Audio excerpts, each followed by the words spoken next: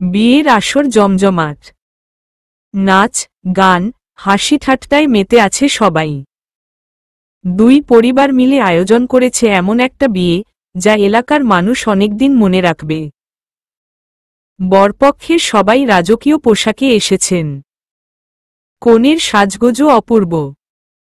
তবে সমস্যা একটা, বর আয়মান এখনো বিয়ের আসরে পৌঁছায়নি। এই নিয়ে কনের মা-বাবার চিন্তার শেষ নেই। আর হবে নাইবা কেন? জামাই হলো খুবই অহংকারী স্বভাবের। কনে মেহরিনও জানে এই বিয়েতে তার মতামতের কোনো মূল্য ছিল না।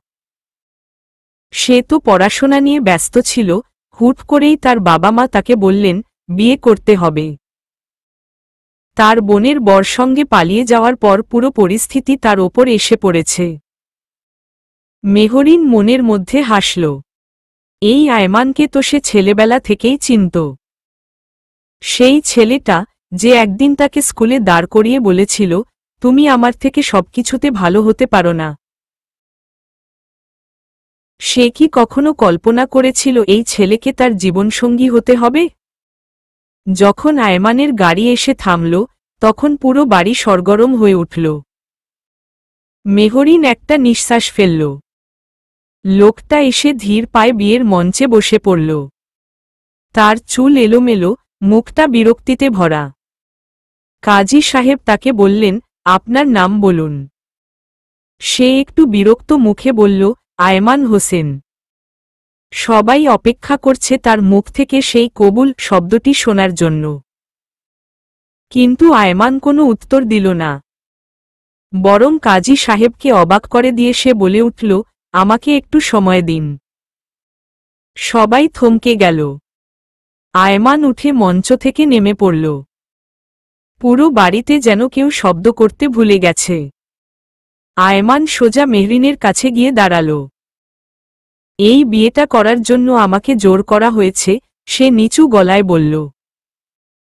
মেহরিন মাথা উঁচু করে তার দিকে তাকাল। আমাকেও। তাই বলুন, আমাদের কি করা উচিত? আয়মান কপালে হাত রেখে কিছুক্ষণ চুপ করে রইল। তারপর বলল, তুমি কি সত্যি এই বিয়েতে রাজি? তোমার মতো আমারও ইচ্ছা নেই, মেহরিন শান্ত গলায় বলল। তাদের কথোপকথনের মধ্যে কনের মা এসে বললেন, তোমাদের যদি কথা বলা শেষ হয়ে থাকে, তাহলে আসরের দিকে আসা যায়। বিয়েটা শেষ পর্যন্ত হয়ে গেল। আয়মান মুখ বুজে কবুল বলল, আর মেহরিনও। দুই পরিবারের মানসম্মান বাঁচানোর জন্য তারা এই নাটকের অংশীদার হয়ে গেল। কিন্তু আয়মান মনে মনে প্রতিজ্ঞা করল, এই বিয়ে কোনো দিনই বাস্তব বিয়ে হবে না। বিয়ের পর প্রথম রাতেই আয়মান রুমে ঢুকে মেহরিনকে বলল, এই বিয়েটা আমার জন্য কোনো অর্থ রাখে না। আমরা দুজনই পরিস্থিতির শিকার। তাই আমি চাই, তুমি তোমার মতো থাকতে পারো, আমি আমার মতো। আমরা দুইজন শুধু দুই পরিবারের মান রাখতে এখানে আছি। ঠিক আছে? মেহরিন একটু হাসল। ঠিক আছে। তবে আমি একটা শর্ত রাখব। তুমি আমাকে কিছু বলতে আসবে না আর আমার কোনো বিষয়ে নাক গলাবে না। আমরা শুধু লোক দেখানোর জন্য একসঙ্গে থাকব। আয়মান চোখ সরু করে তাকাল। তোমার যা ভালো লাগে। এরপর থেকেই শুরু হলো তাদের অদ্ভুত দাম্পত্য জীবন। একই ছাদের নিচে থাকলেও তারা ছিল দুই অচেনা পথিক। কিন্তু জীবনের প্রতিটি মুহূর্ত যেন তাদের নতুন কোনো পরিস্থিতির সামনে নিয়ে আসে। রাতে শুয়ে আছে মেহরিন। নতুন ঘর, নতুন মানুষ, সবকিছুই তার কাছে অচেনা। মাথার ভেতর চলছে একগুচ্ছ প্রশ্ন, এই বিয়ে কি আসলেই তার জীবনকে বদলে দেবে? হঠাৎ করে সবকিছু এমন হয়ে গেল কেন? নিজেকে প্রশ্ন করে মেহরিন। বিছানায় পাশ ফিরে তাকায়, আয়মান ঘুমের ভান করে রয়েছে। তার চেহারার সেই বিরক্তি এখনো স্পষ্ট। কিন্তু মেহরিন আরেকটি জিনিস খেয়াল করল। আয়মান মাঝে মাঝে মিটমিট করে তাকাচ্ছে তার দিকে। যেন কিছু বলতে চায়, কিন্তু বলতে পারছে না। কিছু বলতে চাইলে সরাসরি বলো, এই নাটক করতে হবে না। মেহরিন হঠাৎ বলল। আয়মান একটু হেসে বলল, তুমি বেশ চালাক, বুঝে ফেলেছ। জীবনে এত কিছু দেখতে হয়েছে যে এখন মানুষ বুঝতে আমার ভুল হয় না। মেহরিন ঠান্ডা গলায় বলল। তাহলে শোনো, আয়মান একটু উঠে বসে বলল, তুমি কি কখনো ভেবেছ যে তোমার বোন আদিবা কেন পালিয়ে গেল? এটা তার ব্যক্তিগত ব্যাপার। আমাকে নিয়ে চিন্তা করো না। তোমাকে নিয়ে চিন্তা করছি না, আয়মান গম্ভীর হয়ে বলল। আমি শুধু জানতে চাই, তুমি জানো কি না যে সে কার সঙ্গে পালিয়েছে? মেহরিন এই প্রশ্নে কিছুটা চমকে গেল। সত্যি বলতে, এই প্রশ্নটা তার মাথায় আসেনি। সে জানত তার বোনের জীবনে কেউ একজন ছিল, কিন্তু এতটা সাহস নিয়ে পালাবে তা সে কল্পনাও করেনি। তুমি কি বলতে চাইছ? মেহরিন চোখ সরু করে বলল। আমি বলতে চাই, তোমার বোনের পালানোর পুরো পরিকল্পনায় আমি সাহায্য করেছি, আয়মান শান্ত গলায় বলল। মেহরিন স্তব্ধ হয়ে গেল। এই লোক তাকে অপছন্দ করে, সেটি সে জানত। কিন্তু তার নিজের বোনের সঙ্গে এমন জড়িত থাকবে, এটা সে কখনো ভাবেনি। তুমি? হ্যাঁ, আমি। কারণ আমি তাকে ভালোবাসতাম না। আর সেও আমাকে ভালোবাসত না। আমরা দুজনই নিজেদের মতো স্বাধীন হতে চেয়েছিলাম। এই কথায় মেহরিন যেন চুপ হয়ে গেল। তার মনে হল পুরো বিষয়টাই যেন একটা গোলকধাঁধা। তার বোন পালিয়ে গেছে, আয়মান সেটা জেনে শুনে করেছে, আর এখন সে এই পরিস্থিতির শিকার। পরদিন সকালে মেহরিন ভার্সিটিতে যাওয়ার প্রস্তুতি নিচ্ছিল। হুট করে আয়মান রুমে ঢুকে বলল, তোমাকে নিয়ে যেতে হবে? মেহরিন বিরক্ত হয়ে বলল, আমার প্রয়োজন নেই। আমি নিজের মতো যেতে পারব। আরে, এটা কোনো সাহসিকতার ব্যাপার না। বাবা বলেছেন তোমাকে পৌঁছে দিতে। আয়মান ঠোঁট বাঁকিয়ে বলল। তাহলে যাও, যা করতে বলেছে করো। কিন্তু দয়া করে এমন ভাব করো না যেন আমি তোমার দায়িত্ব। আয়মান আর কথা বাড়াল না। গাড়ির চাবি হাতে নিয়ে বলল, তাড়াতাড়ি করো। আমার অফিসেও দেরি হয়ে যাচ্ছে। গাড়িতে বসে দুজনেই নীরব। মেহরিন জানালা দিয়ে বাইরের দিকে তাকিয়ে আছে। তার মনের ভেতর যেন এক অদ্ভুত ঘূর্ণি তৈরি হচ্ছে। আয়মান ঠিক তার পাশে বসে থাকলেও দুজনের মধ্যে যেন বিশাল দূরত্ব। তুমি কি সবসময় এতটা চুপচাপ থাকো? আয়মান হঠাৎ প্রশ্ন করল। না, শুধু যখন সামনে কোনো করলার জুস থাকে তখন কথা বলার ইচ্ছা হয় না। মেহরিন ঠোঁটের কোণে একটুখানি হাসি লুকিয়ে বলল। আয়মান এক মুহূর্তের জন্য তার দিকে তাকিয়ে রইল। তুমি ঠিক বলেছ, আমি করলার জুস। কিন্তু করলার উপকারিতা জানো তো? তিক্ত হলেও উপকারী। মেহরিন হাসি চেপে রইল। হ্যাঁ, কিন্তু আমার শরীর তো তিক্ততা সহ্য করতে পারে না। দুজনেই একে অপরের দিকে তাকিয়ে মুচকি হাসল। প্রথমবার তাদের কথার মধ্যে একটু প্রাণবন্ত ভাব এল। ভার্সিটির সামনে নামিয়ে দিয়ে আয়মান গাড়ি নিয়ে চলে গেল। মেহরিন ভাবল, এই মানুষটা একদিকে তিক্ত, আবার অন্যদিকে অদ্ভুতভাবে মজার। ক্লাস শেষে ক্যান্টিনে গিয়ে মেহরিন তার বন্ধুদের সঙ্গে দেখা করল। তারা সবাই জানত মেহরিনের বিয়ে হয়েছে। তিশা হঠাৎ বলল, তোর জামাইটা কেমন রে? আমাদের সাথে পরিচয় করাস না কেন? ও তো খুব ব্যস্ত মানুষ। তোমাদের মতো শয়তানদের সঙ্গে পরিচয় করানোর সময় কোথায়? মেহরিন হেসে বলল। তুই খুব চালাকি করছিস। দেখি, তোর জামাইকে আমরাই একদিন ডেকে আনি।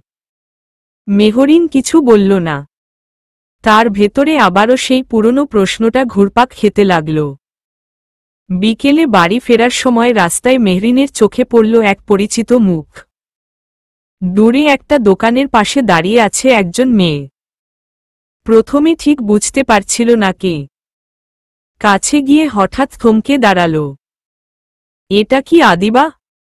মেহরিন চোখ বড় করে তাকিয়ে রইল। মেহরিন হাঁটা থামিয়ে দূর থেকে তাকিয়ে রইল। সেই মুখ, এটা কি আদিবা? তার বড় বোন, যার পালিয়ে যাওয়ায় তার জীবনটা এমন বদলে গেছে। কিন্তু কাছে যাওয়ার আগেই মেয়েটি ঘুরে চলে গেল। মুহূর্তের মধ্যে ভিড়ে মিশে গেল সে। মেহরিন কিছুক্ষণ দাঁড়িয়ে থেকে ভাবল, কেন সে ফিরে এলো? আর যদি ফিরে এসে থাকে, তাহলে আমাদের বাড়িতে যাচ্ছে না কেন? তার ভেতরে হাজারো প্রশ্ন জমতে লাগল। সে দ্রুত হাঁটতে শুরু করল, মেয়েটির পিছু নিতে চাইল। কিন্তু তার চোখের সামনে সব অদৃশ্য হয়ে গেল। রাতে বিছানায় শুয়ে বারবার চোখ বন্ধ করেও ঘুম আসছে না। তার মন ছটফট করছে। আয়মান ঘরে আসার পরও সে চুপচাপ। আজ তো ভার্সিটি থেকে খুব তাড়াতাড়ি ফিরে এলে, আয়মান একটু কৌতুক করে বলল।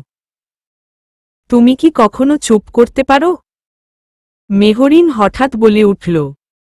আয়মান কিছুটা অবাক হয়ে বলল, তুমি এত রেগে আছো কেন? আমার কোনো দোষ আছে? মেহরিন মুখ ফিরিয়ে বলল, না, তুমি দোষ করো বা না করো, তোমাকে দেখলেই মেজাজ খারাপ হয়ে যায়। তুমি যদি আমার দিকে তাকিয়ে থাকো, তাহলে সমস্যা তোমার। আমি তো তাকাই না, আয়মান ঠোঁট বাঁকিয়ে বলল। মেহরিন তার দৃষ্টি এড়িয়ে গেল। তার ভেতরের প্রশ্নগুলো এখনো ঘুরছে। তার বোন কোথায়, কি করছে, আর কেন পালিয়ে গিয়ে এমনভাবে দেখা দিয়ে অদৃশ্য হল? পরদিন সকালে আয়মান অফিসে যাওয়ার প্রস্তুতি নিচ্ছিল। তার মুড ভালো ছিল না। কারণ তার মাথায় ঘুরছে সেই মায়াবী মেয়েটির কথা। আলমারি থেকে কাপড় বের করতে গিয়ে তার চোখ পড়ল সেই ছোট বাক্সটার দিকে। এক মুহূর্তের জন্য সে বাক্সটা হাতে তুলে নিল। ঝুমকোটার দিকে তাকিয়ে নিজেকে প্রশ্ন করল, আমি কি আসলে ঠিক করছি? মেহরিনের সঙ্গে এইভাবে দূরত্ব রেখে কি লাভ? বাক্সটা আবার জায়গায় রেখে সে রুম থেকে বেরিয়ে গেল। কিন্তু তার মনে একটা অদ্ভুত অনুভূতি কাজ করছিল। বিকেলে মেহরিন ঠিক করল, সে আদিবাকে খুঁজবে। তার মনে হল, কিছু একটা লুকানো আছে যা তার জানা দরকার। সে ফোন করল তার পুরনো বন্ধু রায়হানকে। রায়হান একজন সাংবাদিক, এবং তার সঙ্গে যোগাযোগ থাকলে অনেক তথ্য জানা যায়। রায়হান, আমি একটা বিষয় জানার চেষ্টা করছি। তোমার একটু সাহায্য দরকার, মেহরিন বলল। বল, তুই যা বলবি, সেটা আমি করব, রায়হান আত্মবিশ্বাসের সঙ্গে বলল। তুই কি খুঁজে বের করতে পারবি, আমার বোন আদিবা কোথায় আছে? আমি জানি, এটা কঠিন, কিন্তু তুই পারলে আমাকে জানাস। রায়হান কিছুক্ষণ চুপ থেকে বলল, ঠিক আছে, আমি খুঁজে দেখব। মেহরিন ফোন রেখে মনে মনে একটা শক্তি অনুভব করল। সে জানত, উত্তর পাওয়াটা সহজ হবে না। কিন্তু আদিবা ফিরে এসেছে, এই সত্যটা তার ভেতর একটা কৌতূহল জাগিয়েছে। সন্ধ্যায় আয়মান অফিস থেকে ফিরে এল। তার মুখে স্পষ্ট ক্লান্তি। কিন্তু বাড়ি ঢুকতেই সে দেখতে পেল ড্রয়িং রুমে মেহরিন বসে কারো সঙ্গে কথা বলছে। কে? আয়মান একটু রেগে গেল। ও আমার বন্ধু রায়হান। সাংবাদিক, মেহরিন শান্ত গলায় বলল। তোমার সাংবাদিক বন্ধু এখানে কি করছে? আয়মান প্রশ্ন করল। ও আমার জন্য কিছু তথ্য বের করার চেষ্টা করছে। তাতে তোমার সমস্যা কোথায়? মেহরিন কড়া স্বরে জবাব দিল। তুমি কখনো বুঝতে পারবে না, এই সব ছেলেখেলা কতটা বিপজ্জনক। কাউকে বাড়িতে ডাকার আগে আমাকে বলার প্রয়োজন মনে হওয়া উচিত ছিল, আয়মান বলল। রায়হান দাঁড়িয়ে বলল, মেহরিনকে সাহায্য করা আমার দায়িত্ব। আপনি যদি চান, তাহলে আমি এখনই চলে যেতে পারি। থাক, আপনার যেতে হবে না। আমি বুঝেছি, এই বাড়িতে আমার কোনো গুরুত্ব নেই, আয়মান হতাশ গলায় বলল। রাতে আয়মান নিজের রুমে বসে একটা ফাইল পড়ছিল। হঠাৎ সে শুনল, মেহরিন ফোনে কারো সঙ্গে কথা বলছে। আমি জানি তুমি আমাকে দেখতে পেরেছিলে। কেন পালিয়ে গেলে? মেহরিন উত্তেজিত গলায় বলছিল। কথাগুলো শুনে আয়মান রুমের দরজার কাছে গেল। সে বুঝতে পারছিল কিছু একটা ঘটছে যা সে জানে না। মেহরিন ফোন রেখে ঘুরতেই আয়মান তাকে প্রশ্ন করল, তুমি কি লুকিয়ে কিছু করার চেষ্টা করছো? তুমি কি সবসময় আমার ওপর নজর রাখবে? মেহরিন বিরক্ত হয়ে বলল, না, কিন্তু আমি এতটা বোকা না যে বুঝব না তুমি আমার কিছু লুকাচ্ছ। সন্ধ্যার পরপরই আকাশে ঘন কালো মেঘ জমেছে। বৃষ্টি আসবে কি না তা নিয়ে ভাবার সময় নেই মেহরিনের। তার মন জুড়ে শুধু একটাই প্রশ্ন, আদিবা কি সত্যি ফিরে এসেছে নাকি এটা তার ভুল? ঘরে ঢুকতেই সে দেখল আয়মান সোফায় বসে মোবাইল ঘাঁটছে। দুজনের মধ্যে কোনো কথা নেই, কিন্তু একটা অদৃশ্য চাপানুতর চলছে। মেহরিন জানে আয়মান তার গতিবিধি লক্ষ্য করছে। তুমি আজ কি খুব ব্যস্ত ছিলে? মেহরিন হঠাৎ বলে উঠল। আয়মান মোবাইল থেকে চোখ না সরিয়েই বলল, তুমি জিজ্ঞেস করছো কেন? তোমার মুখে একটা সন্দেহের ভাব ছিল। সব ঠিক আছে তো? তুমি যদি তোমার কাজ নিয়ে ব্যস্ত থাকতে তাহলে আমার মুখ নিয়ে ভাবতে হতো না, আয়মান ঠান্ডা গলায় বলল। মেহরিন আর কথা বাড়াল না। কিন্তু তার ভেতরে যে জ্বলন্ত প্রশ্ন সেটা তাকে কিছুতেই শান্ত হতে দিচ্ছিল না। রাতে সবাই ঘুমিয়ে পড়েছে। মেহরিন জানালার পাশে বসে আছে, একমনে তার ফোনের দিকে তাকিয়ে। হঠাৎ ফোনটা কাঁপতে শুরু করল। অচেনা নম্বর। সে ফোনটা ধরল। হ্যালো। ওপাশ থেকে কাঁপা কাঁপা কণ্ঠে কেউ বলল, তুমি আমাকে খুঁজছ তাই না? মেহরিনের গলা শুকিয়ে গেল। তুমি কে? তোমার বড় বোন আদিবা। ফোনের ওপাশে থমথমে নীরবতা। মেহরিন ধীরে ধীরে বলল, তুমি কোথায়? আমি কি তোমার সঙ্গে দেখা করতে পারি? দেখা করার সময় আসবে। কিন্তু তুমি যেটা জানো না সেটা হলো তোমার পাশে থাকা মানুষটা এতটা নির্দোষ নয়। সাবধান থেকো মেহরিন। সবাইকে বিশ্বাস করতে নেই। ফোনটা কেটে গেল।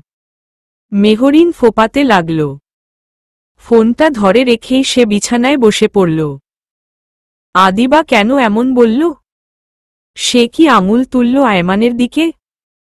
নাকি অন্য কারো দিকে? পরদিন সকালে আয়মান রুমে ঢুকল। মেহরিন তখনও বিছানায় বসে ভাবছে।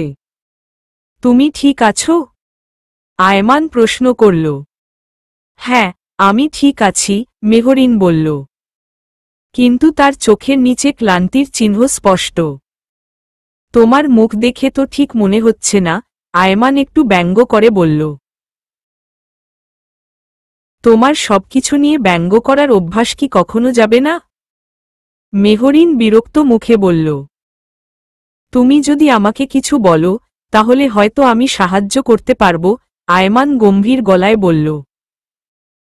মেহরিন তার দিকে তাকিয়ে বলল, তুমি কি কিছু লুকাচ্ছ? আমি কেন লুকাব?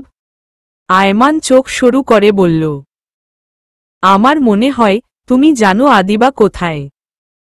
হয়তো শুরু থেকেই জানো।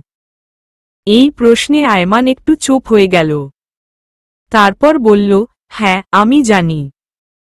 কিন্তু সেটা জানার আগে তোমার উচিত ছিল নিজের বোনকে বোঝা।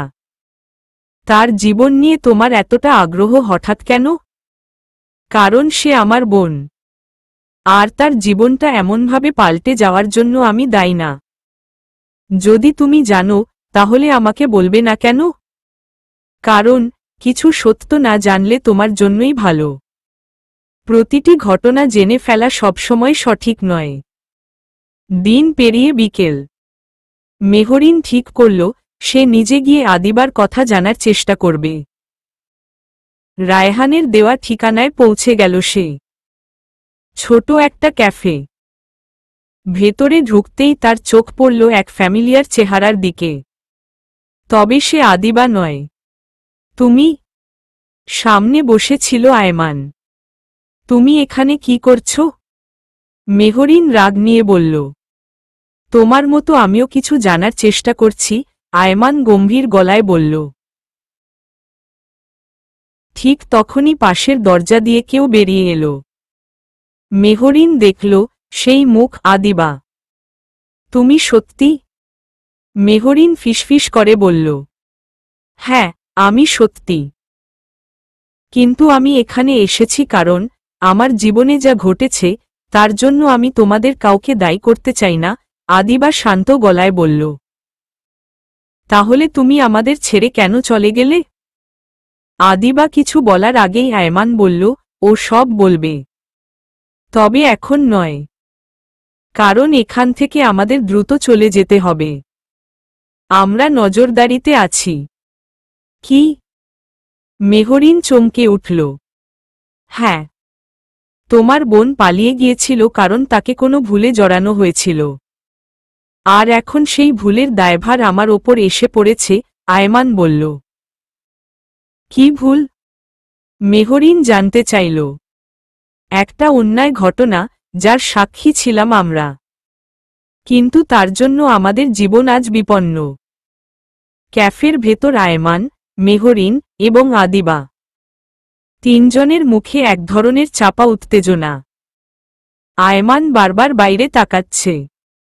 চারপাশের পরিবেশ যেন কিছু বলতে চাইছে, কিন্তু ভাষা নেই। আমাদের এখান থেকে বের হতে হবে, আয়মান নিচু গলায় বলল। কিন্তু কেন? মেহরিন প্রশ্ন করল। তোমার বোনের জীবনে যা ঘটেছে তার জন্য কিছু মানুষ আমাদের খুঁজছে। আমি বেশি কিছু এখানে বলতে পারবো না। চলো, পরে সব বলবো, আয়মান বলল। আদিবা একটু কাপা কাপা গলায় বলল, ওরা আমায় খুঁজছে।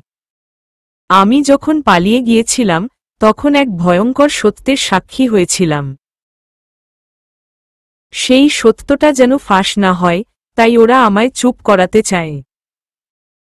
কিন্তু কেন তুমি এটা আগে জানাওনি? মেহরিন প্রশ্ন করল। কারণ আমি জানতাম না কে আমার পাশে থাকবে। এমনকি আমাদের পরিবারও বিপদে পড়তে পারে।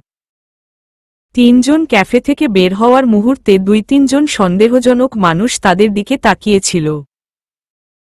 আয়মান দ্রুত তাদের সরে যাওয়ার ইশারা করল। তারা গাড়িতে উঠে সোজা একটা নির্জন জায়গার দিকে যেতে শুরু করল। রাস্তা জুড়ে অন্ধকার, শুধু গাড়ির হেডলাইটের আলোতে সামনের পথ দেখা যাচ্ছে। তুমি কি বলতে পারো এই ঘটনার পেছনে আসলে কে আছে? আয়মান আদিবাকে জিজ্ঞেস করল। ওরা একজন প্রভাবশালী ব্যক্তি যার হাতে সব ক্ষমতা আছে। আমি একটা বেআইনি কাজ দেখে ফেলেছিলাম। তারপর থেকে আমার জীবন বদলে যায়, আদিবা গম্ভীর গলায় বলল। তাহলে তুমি প্রথম থেকেই কেন পালানোর সিদ্ধান্ত নিলে? মেহরিন জানতে চাইল। কারণ আমার বিয়ের ঠিক একদিন আগে আমি জানতে পারি যাকে বিয়ে করতে যাচ্ছি সে এই পুরো ঘটনার সঙ্গে জড়িত। আমি জানতাম তার সঙ্গে থাকলে আমার জীবনের কোনো নিরাপত্তা থাকবে না। তখন আমি আয়মানের সাহায্য নিয়েছিলাম পালানোর জন্য। তাহলে তুমি কি আয়মানকে পুরো সত্য বলেছিলে? মেহরিনের প্রশ্নে চুপ হয়ে গেল আদিবা। গাড়ি ধীরে ধীরে অন্ধকার রাস্তায় চলতে থাকে। হঠাৎ করেই সামনে থেকে এক বড় ট্রাক এসে তাদের পথ আটকায়। এটা কি পরিকল্পিত? আয়মান দ্রুত গাড়ি থামিয়ে ফিসফিস করে বলল। গাড়ি থেকে চারজন অস্ত্রধারী মানুষ বের হয়ে তাদের দিকে এগিয়ে আসতে লাগল। তোমরা গাড়ি থেকে নেমে আসো, একজন কড়া গলায় বলল। আয়মান পিছনে তাকিয়ে মেহরিন ও আদিবাকে ইশারা করল, তোমরা গাড়ির দরজা লক করে বসে থাকো। আমি কথা বলে দেখি। তুমি কি পাগল? তুমি একা কি করবে? মেহরিন উত্তেজিত গলায় বলল। চুপ করো। আমি যা বলছি সেটাই করো, আয়মান বলল। আয়মান গাড়ি থেকে বেরিয়ে তাদের সঙ্গে কথা বলার চেষ্টা করল। তোমরা যা খুঁজছ তা এখানে নেই। আমাদের যেতে দাও, আয়মান শান্ত গলায় বলল। একজন অস্ত্রধারী তার দিকে এগিয়ে এসে বলল, তোমরা আমাদের যা জানো তা বলে দাও, আর আমরা তোমাদের বেঁচে থাকতে দেব। আমি কিছুই জানি না। তোমরা যা খুঁজছ সেটা ভুল জায়গায় খুঁজছ, আয়মান বলল। ঠিক তখনই গাড়ির ভিতরে থাকা মেহরিন তার ফোন বের করে দ্রুত পুলিশের সঙ্গে যোগাযোগ করার চেষ্টা করল। কিন্তু সেখানে কোনো নেটওয়ার্ক নেই। তুমি কি পাগল? এখানে ফোন কাজ করবে না, আদিবা নিচু গলায় বলল। অস্ত্রধারীরা এবার সরাসরি গাড়ির কাছে এগিয়ে আসতে শুরু করল। আয়মান হাত তুলে তাদের থামানোর চেষ্টা করল।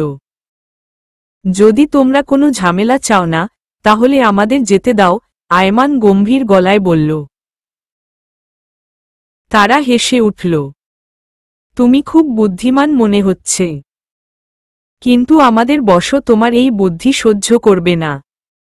ঠিক তখনই হঠাৎ করে দূরে থেকে পুলিশের গাড়ির সাইরেন শোনা গেল। অস্ত্রধারীরা কিছু বুঝে ওঠার আগেই দ্রুত পালিয়ে গেল। তুমি পুলিশ ডাকলে? আয়মান গাড়িতে ফিরে এসে জিজ্ঞেস করল। না, ফোন কাজ করছিল না। কিন্তু পুলিশ এল কিভাবে? মেহরিন অবাক হয়ে বলল। আমি ডেকেছিলাম, আদিবা চুপচাপ বলল। তুমি কিভাবে ডাকলে? মেহরিন প্রশ্ন করল। তোমাদের মনে হয়েছে আমি এখানে একা ছিলাম? আমি সবসময় প্রস্তুত ছিলাম, আদিবা বলল। তাহলে তুমি এতদিন আমাদের কিছু বললে না কেন? আয়মান জানতে চাইল। কারণ এই মানুষগুলোকে সরাসরি চ্যালেঞ্জ করা বিপজ্জনক। তোমরা যত গভীরে যাচ্ছ ততই নিজেদের বিপদে ফেলছ, আদিবা বলল। পুলিশের গাড়ি চলে যাওয়ার পর আয়মান, মেহরিন এবং আদিবা রাস্তার ধারে গাছের ছায়ায় কিছুক্ষণ দাঁড়িয়ে রইল। গাড়ির ইঞ্জিন বন্ধ, আর চারপাশের অন্ধকার যেন আরও গভীর হয়েছে। কারো মুখে কোনো কথা নেই। মনে হচ্ছে সবার ভেতরেই প্রশ্নগুলো জমাট বেঁধে আছে। এখন কি হবে? মেহরিন নীরবতা ভেঙে বলল। এখন আমরা আরেকটা নিরাপদ জায়গায় যাব, আয়মান বলে উঠল। তার কণ্ঠে দৃঢ়তা ছিল। তোমরা কি মনে করো এত সহজে ওরা আমাদের ছেড়ে দেবে? ওরা বরং আরও বেশি ক্ষিপ্ত হয়ে যাবে, আদিবা নিচু গলায় বলল। তাহলে সত্যিটা বলো, আদিবা। তুমি পালিয়েছিলে ঠিক আছে, কিন্তু পুরো ঘটনা না বললে এই ফাঁদ থেকে আমরা কেউ বের হতে পারব না, আয়মান দৃঢ়ভাবে বলল। আদিবা কিছুক্ষণ চুপ থেকে গভীর নিঃশ্বাস ফেলল। আমার পালানোর পেছনে কারণ শুধু বিয়ে নয়, বরং এমন কিছু সত্য যা যদি প্রকাশ পায় তাহলে শুধু আমার নয়, আমাদের পরিবারের সবার বিপদ হতে পারে। মেহরিন অবাক হয়ে বলল, কি এমন ঘটনা? তুমি কি কখনো শুনেছ যে বিয়ের আসরে আমি যেতে চাইনি, কারণ যার সঙ্গে আমার বিয়ে ঠিক হয়েছিল সে একজন ক্ষমতাধর অপরাধী? তুমি আগে কেন বলনি? মেহরিন হতবাক। কারণ আমি জানতাম না তার পেছনে কারা আছে। কিন্তু যখন বুঝতে পারলাম তখন আর দেরি করিনি। পালানোর আগে আমি একটি অজান্তে অপরাধের সাক্ষী হয়ে গিয়েছিলাম। সেই অপরাধের প্রমাণ এখন আমার কাছে আছে, আর সেটাই ওদের কাছে বিপজ্জনক হয়ে উঠেছে। কি প্রমাণ? আয়মান জিজ্ঞেস করল। ভিডিও রেকর্ডিং, যেখানে ওই ব্যক্তি এবং তার দলের বেআইনি কাজ স্পষ্ট দেখা গেছে। আমি বুঝতে পারছিলাম এটা আমার হাতে থাকলে ওরা আমাকে বাঁচতে দেবে না, আদিবা গম্ভীর গলায় বলল। তারা শেষমেশ এক বন্ধুর কাছ থেকে পাওয়া ছোট্ট পাহাড়ি কটেজে পৌঁছাল। জায়গাটা নিরিবিলি, চারপাশে শুধু গাছপালা আর পাখির ডাক। এটা আমাদের জন্য নিরাপদ জায়গা হতে পারে, তবে বেশি দিন নয়, আয়মান বলল। আমরা কি এখান থেকে পালিয়ে যাব? মেহরিন জিজ্ঞেস করল। পালিয়ে যাওয়াই একমাত্র সমাধান নয়, আমাদের প্রতিপক্ষকে মুখোমুখি হতে হবে। কিন্তু তার আগে প্রমাণগুলো ঠিকমতো সুরক্ষিত করতে হবে, আয়মান দৃঢ় গলায় বলল। তাহলে কি আমরা এই ভিডিও ব্যবহার করে ওদের ফাঁদে ফেলব? মেহরিন জানতে চাইল। না, ভিডিওটা আমাদের অস্ত্র। আগে আমাদের ঠিক করতে হবে কিভাবে সেটা ব্যবহার করব, আয়মান বলল। রাতে কটেজের বারান্দায় দাঁড়িয়ে ছিল মেহরিন। ঠান্ডা বাতাস তার চুলে খেলছিল।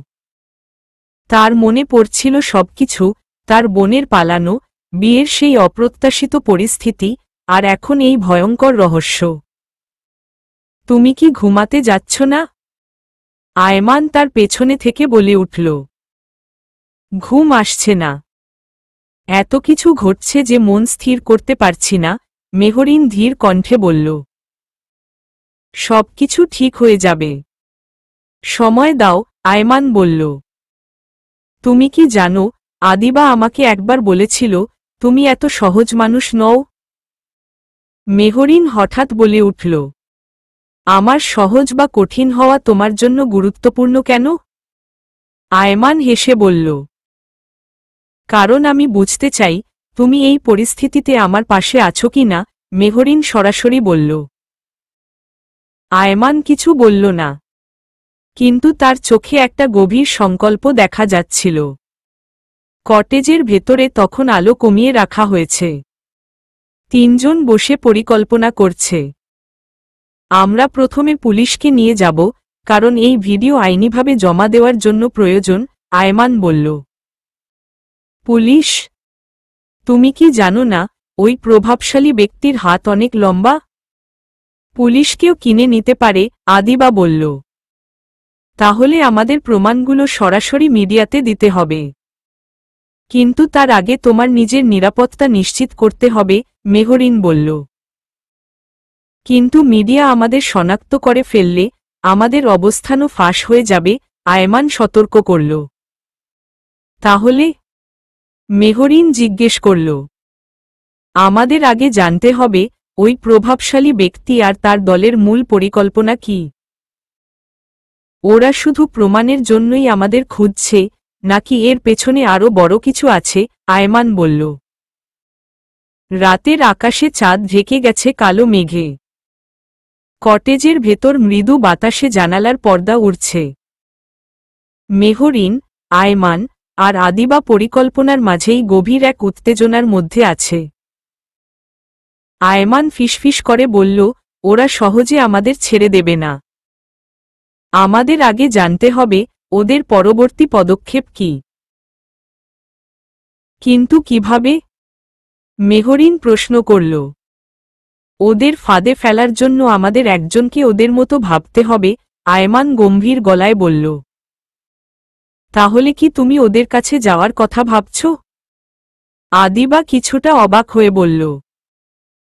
যদি ওদের পরিকল্পনা বুঝতে হয় তাহলে সেটাই করতে হবে, আয়মান দৃঢ়তার সঙ্গে বলল।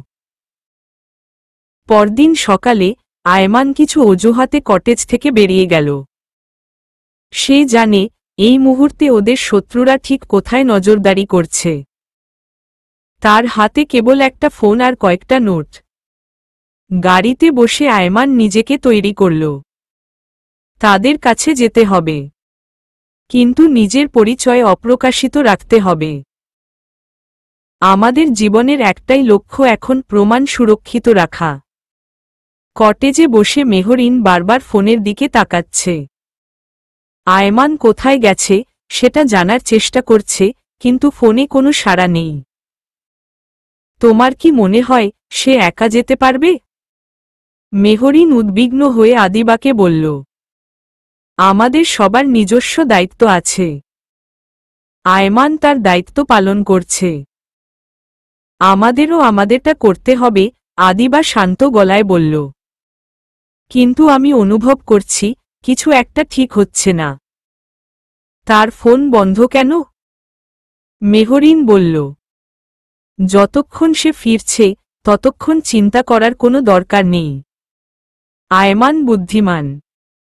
সে তার পথ নিজে ঠিক করে নিতে পারবে, আদিবা আশ্বাস দিল। আয়মান একটা পুরনো গুদামের সামনে গিয়ে দাঁড়াল। জায়গাটা পুরোপুরি নির্জন। দরজায় নক করতেই ভেতর থেকে একজন গম্ভীর কণ্ঠে বলল, কে? আমি এখানে তথ্য দিতে এসেছি, তোমাদের বসের কাছে। আয়মান দৃঢ় কণ্ঠে বলল। কিছুক্ষণ নীরবতা। তারপর দরজা খুলে গেল।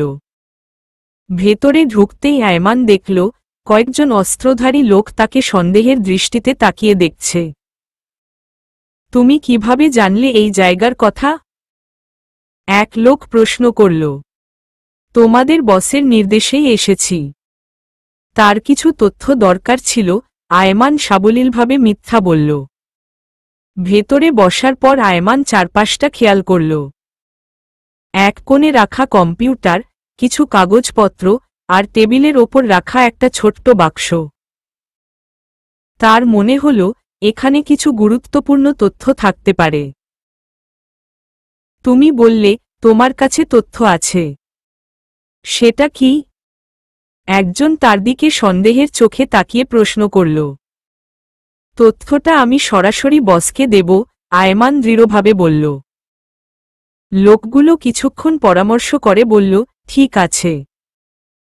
বস আসার আগ পর্যন্ত এখানে অপেক্ষা করো। এদিকে কটেজের সামনে একটা গাড়ি এসে থামল। গাড়ি থেকে দুইজন লোক নেমে এল। তাদের পোশাক ও হাঁটার ভঙ্গি দেখে মেহরিনের মনে হল এরা ঠিক সাধারণ মানুষ নয়। আদিবা, সামনে লোক এসেছে, মেহরিন ফিসফিস করে বলল। তোমার ফোন নাও। দরকার হলে পুলিশে ফোন করো, আদিবা দ্রুত বলল। লোকগুলো দরজার কাছে এসে জোরে ধাক্কা দিল। দরজা খোলো। আমরা জানি তোমরা ভেতরে আছো। মেহরিন ও আদিবা একে অপরের দিকে তাকাল। এখন কি করা উচিত?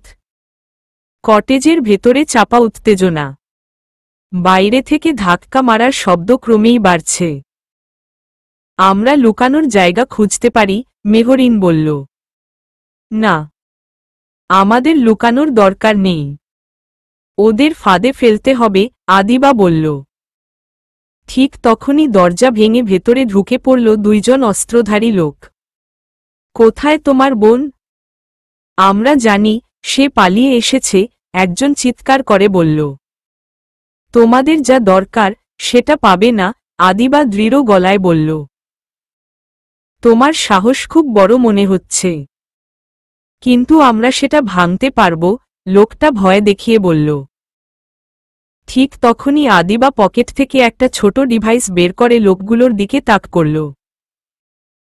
এই ছোট্ট ডিভাইসেই তোমাদের ধ্বংসের চাবিকাঠি আছে। আমাকে ছেড়ে দেও, নইলে সব ফাঁস করে দেব।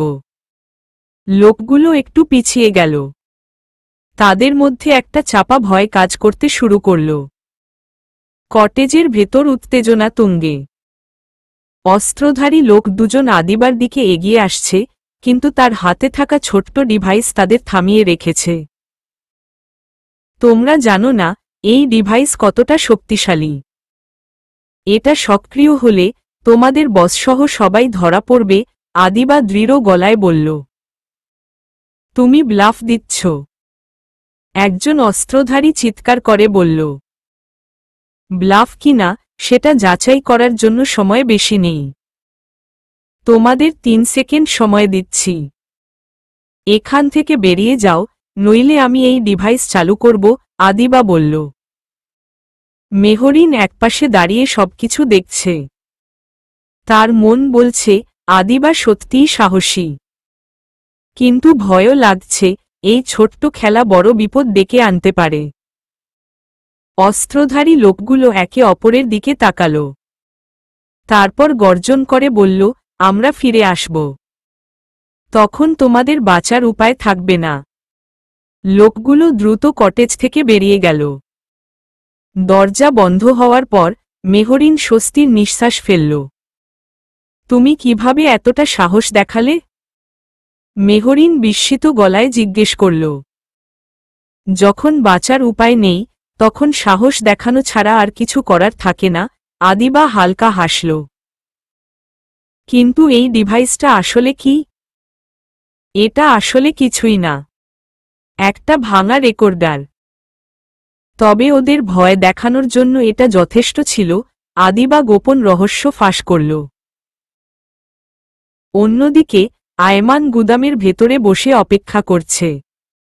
হঠাৎ সেখানে এক শক্তিশালী ব্যক্তি প্রবেশ করল। তার গায়ে দামি স্যুট, চোখে শীতল দৃষ্টি। তুমি এখানে এসেছ কেন? লোকটি গম্ভীর গলায় বলল। আমি জানি তুমি আমাকে খুঁজছ। আমি চাই আমরা একটা চুক্তি করি, আয়মান দৃঢ়ভাবে বলল। চুক্তি? তুমি কি জানো তুমি কার সঙ্গে কথা বলছ? লোকটি ঠান্ডা গলায় বলল। আমি জানি। তুমি চাইলে তোমার সব প্রমাণ ধ্বংস হয়ে যেতে পারে। কিন্তু আমি চাই তুমি আমাদের কোনো ক্ষতি না করো। প্রমাণের বদলে আমি চাই আমাদের শান্তি। লোকটি হেসে বলল, তুমি কি সত্যিই ভাবো আমি তোমার এই প্রস্তাবে রাজি হব? তুমি যদি রাজি না হও তবে প্রমাণগুলো এমন জায়গায় পৌঁছে যাবে যেখান থেকে তুমি সবকিছু নিয়ন্ত্রণ করতে পারবে না, আয়মান চ্যালেঞ্জ জানিয়ে বলল। লোকটি কিছুক্ষণ চুপ করে থেকে বলল, আমি তোমাকে সময় দেব। তবে যদি আমাকে বিশ্বাসঘাতকতা করো তাহলে তোমার পরিণতি ভয়ানক হবে। আমরা কেউ বিশ্বাসঘাতকতা করব না যদি তুমি কথা রাখো, আয়মান বলল। লোকটি মাথা নেড়ে চলে গেল। আয়মান জানত এই চুক্তি শুধু সাময়িক স্বস্তি আনবে। তার মনে একটা অস্বস্তি ঘুরপাক খাচ্ছিল, এই খেলা এখন আরও বড় আকার ধারণ করতে চলেছে। রাতে আয়মান কটেজে ফিরে এল। মেহরিন দরজা খুলে বলল, তুমি এত দেরি করলে কেন?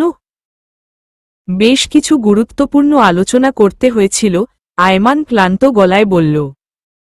তুমি কি জানো তোমার অনুপস্থিতিতে এখানে কত বড় ঘটনা ঘটে গেছে? মেহরিন তাকে পুরো ঘটনার কথা বলল। তাহলে আমরা সবাই এখন আরও বিপদে আছি, আয়মান দীর্ঘশ্বাস ফেলল। সন্ধ্যায় হঠাৎ ফোন বাজল। সবাই চমকে উঠল। ফোনের ওপাশ থেকে একজন বলল, তোমাদের প্রমাণের ব্যাপারে আমি জানি। কিন্তু তোমরা যদি আমাদের বিরুদ্ধে যাও তাহলে ফল ভালো হবে না। তুমি কে? আয়মান কড়া গলায় বলল। তোমাদের দুঃস্বপ্ন। ফোনের লাইন কেটে গেল। রাত গভীর। কটেজের ভেতরে সবাই এক অদ্ভুত নীরবতায় আবদ্ধ। যদিও বাহ্যিকভাবে পরিবেশ শান্ত, তবে সবার মনের ভেতরে ভিন্ন ভিন্ন প্রশ্ন আর অস্বস্তি জমাট বেঁধেছে। আয়মান দরজার পাশে দাঁড়িয়ে বাইরের অন্ধকারের দিকে তাকিয়ে আছে। তার চোখে গভীর চিন্তার ছাপ। মেহরিন আস্তে আস্তে তার দিকে এগিয়ে এল। তুমি কি সব ঠিকঠাক করে এনেছ? মেহরিন ফিসফিস করে বলল। না। শত্রুরা যতটা ভেবেছিলাম তার চেয়ে অনেক শক্তিশালী। তাদের শুধু প্রমাণের ব্যাপারে ভয় নয়, বরং আমাদের সরিয়ে দেওয়া তাদের একমাত্র লক্ষ্য, আয়মান ধীরে ধীরে বলল। তাহলে আমরা কি করব? এভাবে কি পালিয়ে বেড়াব? মেহরিন উদ্বিগ্ন গলায় বলল। পালানো কোনো সমাধান নয়। আমাদের তাদের মুখোমুখি হতে হবে, আয়মান দৃঢ় কণ্ঠে বলল। কিন্তু কিভাবে? আমরা তো জানি না তারা ঠিক কোথায় আছে বা কি পরিকল্পনা করছে। মেহরিন বলল। ঠিক তখনই আদিবা রুমে ঢুকল। তার মুখে এক ধরনের দৃঢ়তা। আমাদের কোনো সময় নষ্ট করা উচিত নয়। ভিডিওটা এমন কারো হাতে পৌঁছাতে হবে যিনি এটা সঠিকভাবে ব্যবহার করতে পারবেন, আদিবা বলল। তোমার কি কেউ আছে যার ওপর তুমি পুরোপুরি ভরসা করতে পার? আয়মান প্রশ্ন করল। হ্যাঁ, একজন আছে। কিন্তু তাকে পাওয়ার জন্য আমাদের শহরে ফিরতে হবে, আদিবা বলল। তাহলে কালই বের হতে হবে। এখানে আর থাকা নিরাপদ নয়, আয়মান বলল। ঠিক তখনই ফোন বেজে উঠল। সবাই চমকে গেল। মেহরিন ফোনটা তুলল। হ্যালো। ওপাশ থেকে একটি ভারী গলা ভেসে এল। তোমরা পালিয়ে বেড়াচ্ছ কেন? জানো না আমরা তোমাদের ঠিক কোথায় আছো তা জানি? মেহরিনের গলা শুকিয়ে গেল। তুমি কে? আমাকে চিনতে হবে না। তবে মনে রেখো, তোমরা যত পালানোর চেষ্টা করবে তত বেশি ফাঁদে জড়াবে। গলাটা ঠান্ডা ছিল, কিন্তু হুমকির শীতলতা ছিল স্পষ্ট। ফোনটা কেটে গেল। কথা শুনলে মনে হচ্ছে ওরা আমাদের পেছনেই আছে, মেহরিন বলল। এটাই স্বাভাবিক। আমরা ওদের জন্য হুমকি। তবে ভয় পাওয়ার সময় নেই, আয়মান বলল। রাতে সবাই এক জায়গায় বসে পরিকল্পনা করতে লাগল। আমরা কাল খুব ভোরে বেরিয়ে পড়ব। শহরের মাঝখানে আমাদের এক বন্ধুর অফিসে গিয়ে উঠব। সেখান থেকে ভিডিওটি সুরক্ষিত জায়গায় পাঠাবো, আদিবা বলল। কিন্তু রাস্তায় যদি আমাদের ওপর আক্রমণ হয়? মেহরিন প্রশ্ন করল। তাহলে আমাদের তৈরি থাকতে হবে। তোমাদের সবার কাছে কিছু সুরক্ষা সামগ্রী থাকবে, আয়মান বলল। তুমি কি নিশ্চিত আমরা এটা পারব? মেহরিন সন্দিহান গলায় বলল। আমাদের বিশ্বাস রাখতে হবে। আর বিকল্প নেই, আয়মান দৃঢ়ভাবে বলল। পরদিন ভোরে তারা কটেজ থেকে বের হয়ে গাড়িতে উঠল। চারপাশে কুয়াশার চাদর। রাস্তা একদম ফাঁকা। সবাই প্রস্তুত তো? আয়মান জিজ্ঞেস করল। হ্যাঁ, মেহরিন আর আদিবা একসঙ্গে বলল। গাড়ি চলতে শুরু করল। পথ যতই এগোতে থাকল ততই সবার মনের মধ্যে অদ্ভুত উত্তেজনা আর ভয় কাজ করতে লাগল। রাস্তার মাঝখানে হঠাৎ একটি ট্রাক তাদের গতি আটকাল। আয়মান দ্রুত ব্রেক কষল। এটা কি পরিকল্পিত? মেহরিন আতঙ্কিত গলায় বলল। ঠিক তখনই ট্রাকের পেছনে থেকে কিছু লোক বেরিয়ে এল। তাদের হাতে অস্ত্র।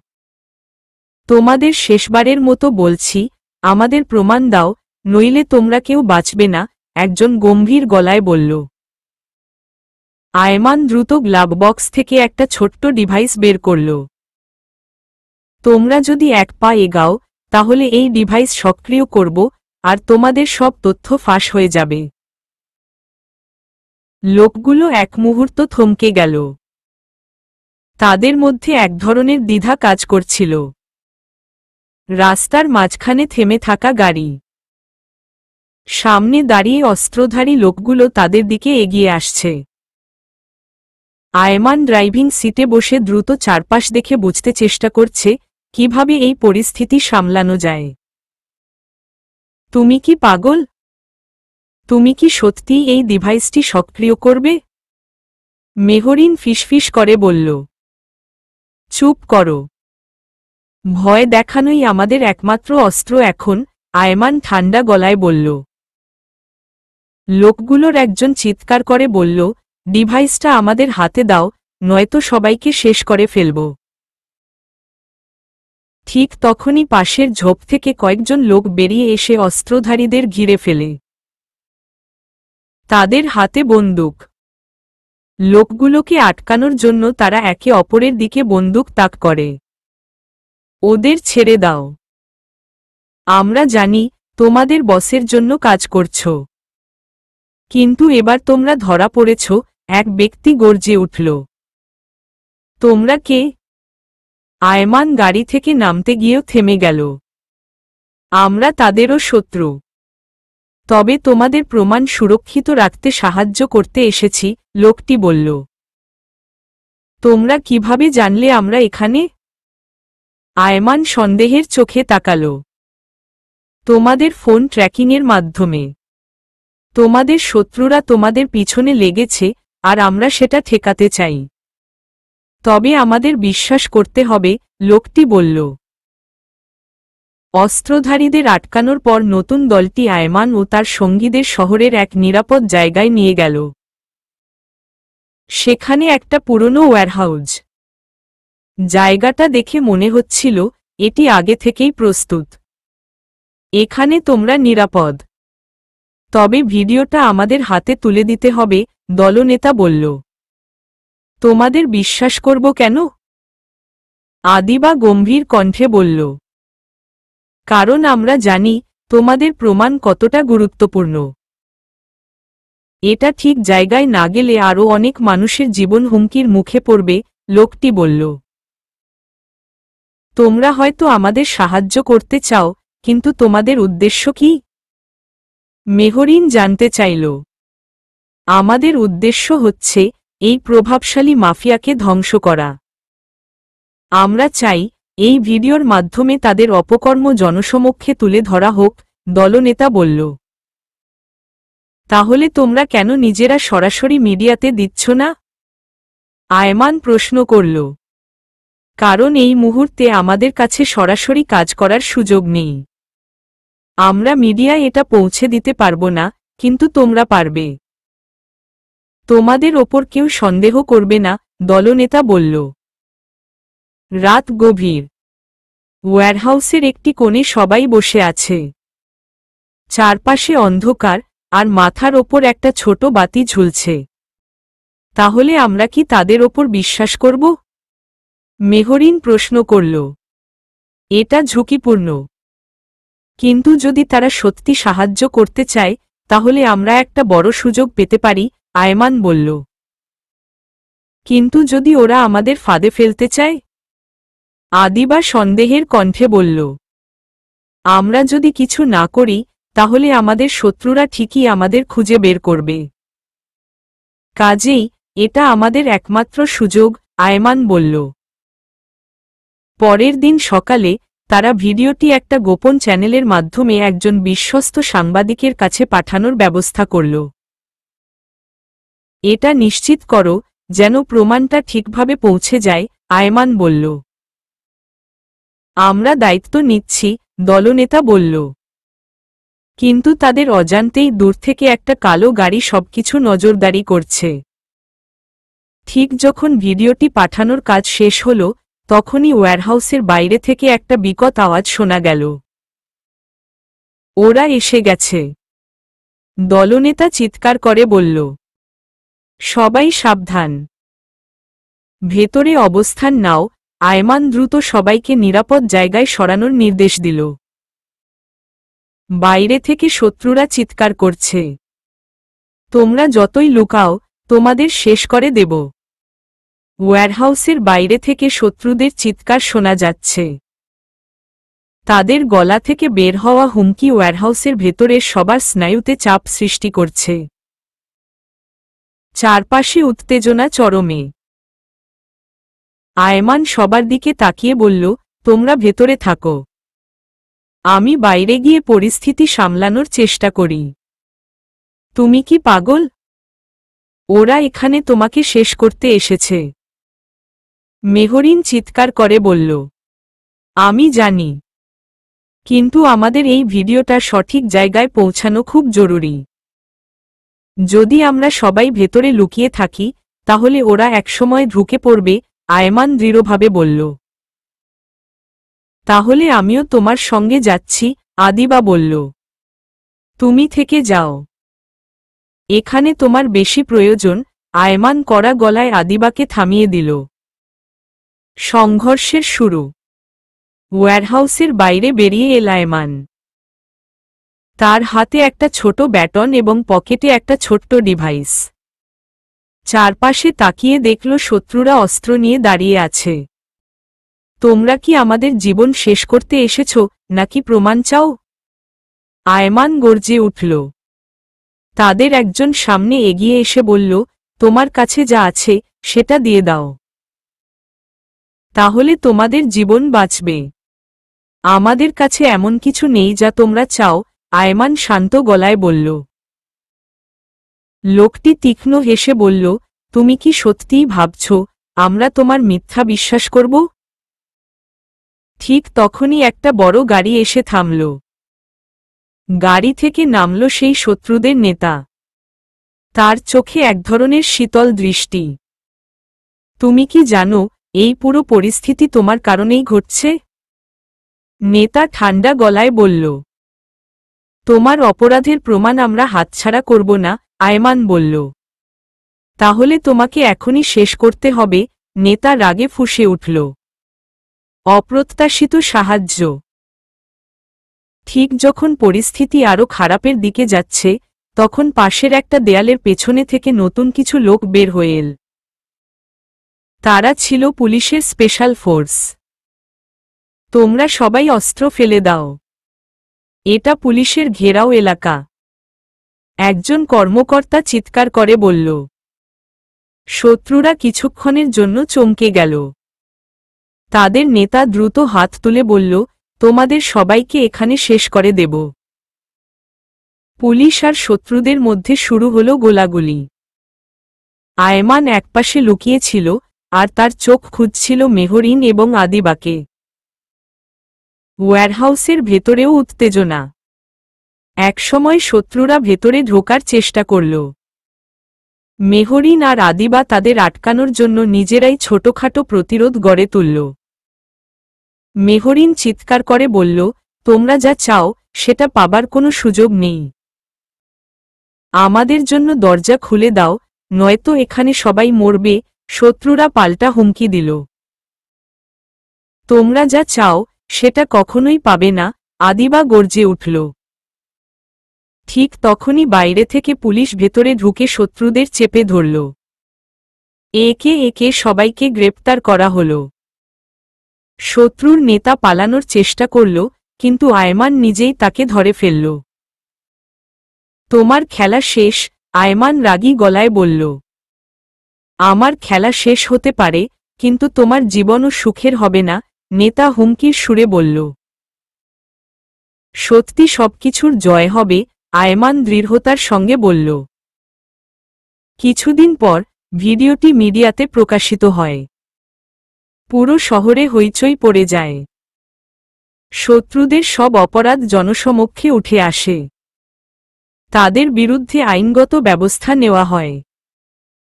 মেহরিন আর আয়মান একসঙ্গে বসে সংবাদ দেখছিল। তাহলে সবকিছু কি শেষ হল? মেহরিন জিজ্ঞেস করল। না, এটা সবে শুরু। তবে এইবার আমরা জানি সত্যিকারের শত্রুকে, আয়মান বলল। ভিডিও প্রকাশ হওয়ার পর শহরের মানুষ শত্রুদের মুখোশ খুলে ফেলার জন্য আয়মান, মেহরিন এবং আদিবার প্রশংসা করতে শুরু করেছিল। তবে এই প্রশংসার আড়ালে তারা বুঝতে পারছিল, সত্যের যুদ্ধে শত্রুদের আসল চক্র হয়তো এখনও সক্রিয়। রাতের আকাশে চাঁদ পুরোপুরি ঢাকা। মেহরিন বারান্দায় দাঁড়িয়েছিল। তার চোখে চিন্তার ছাপ স্পষ্ট।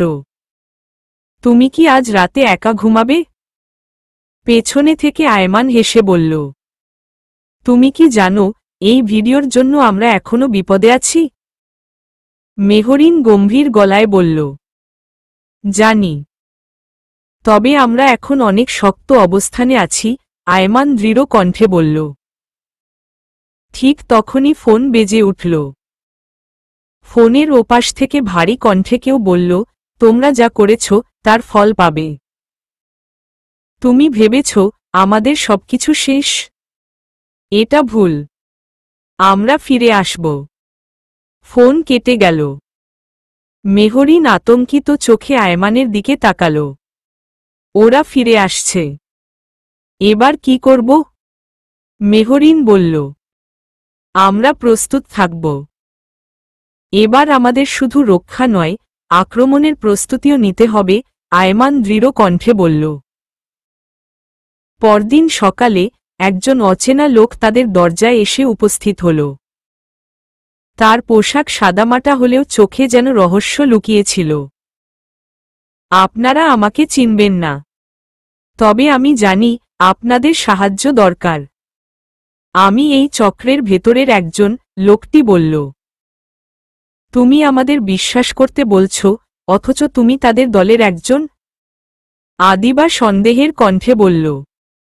হ্যাঁ, কারণ আমি দেখেছি তোমরা যা করছ সেটা সঠিক। আমি সাহায্য করতে চাই, লোকটি বলল। লোকটি তাদের জানালো, ভিডিওর প্রকাশের পর চক্রটি নিজেদের গোপন আস্তানায় ফিরে গেছে। তাদের আসল নেতা, যাকে কেউ চেনে না, এই মুহূর্তে তাদের জন্য বড় পরিকল্পনা করছে। তাহলে কি আমরা আসল নেতার কাছাকাছি? আয়মান জানতে চাইল।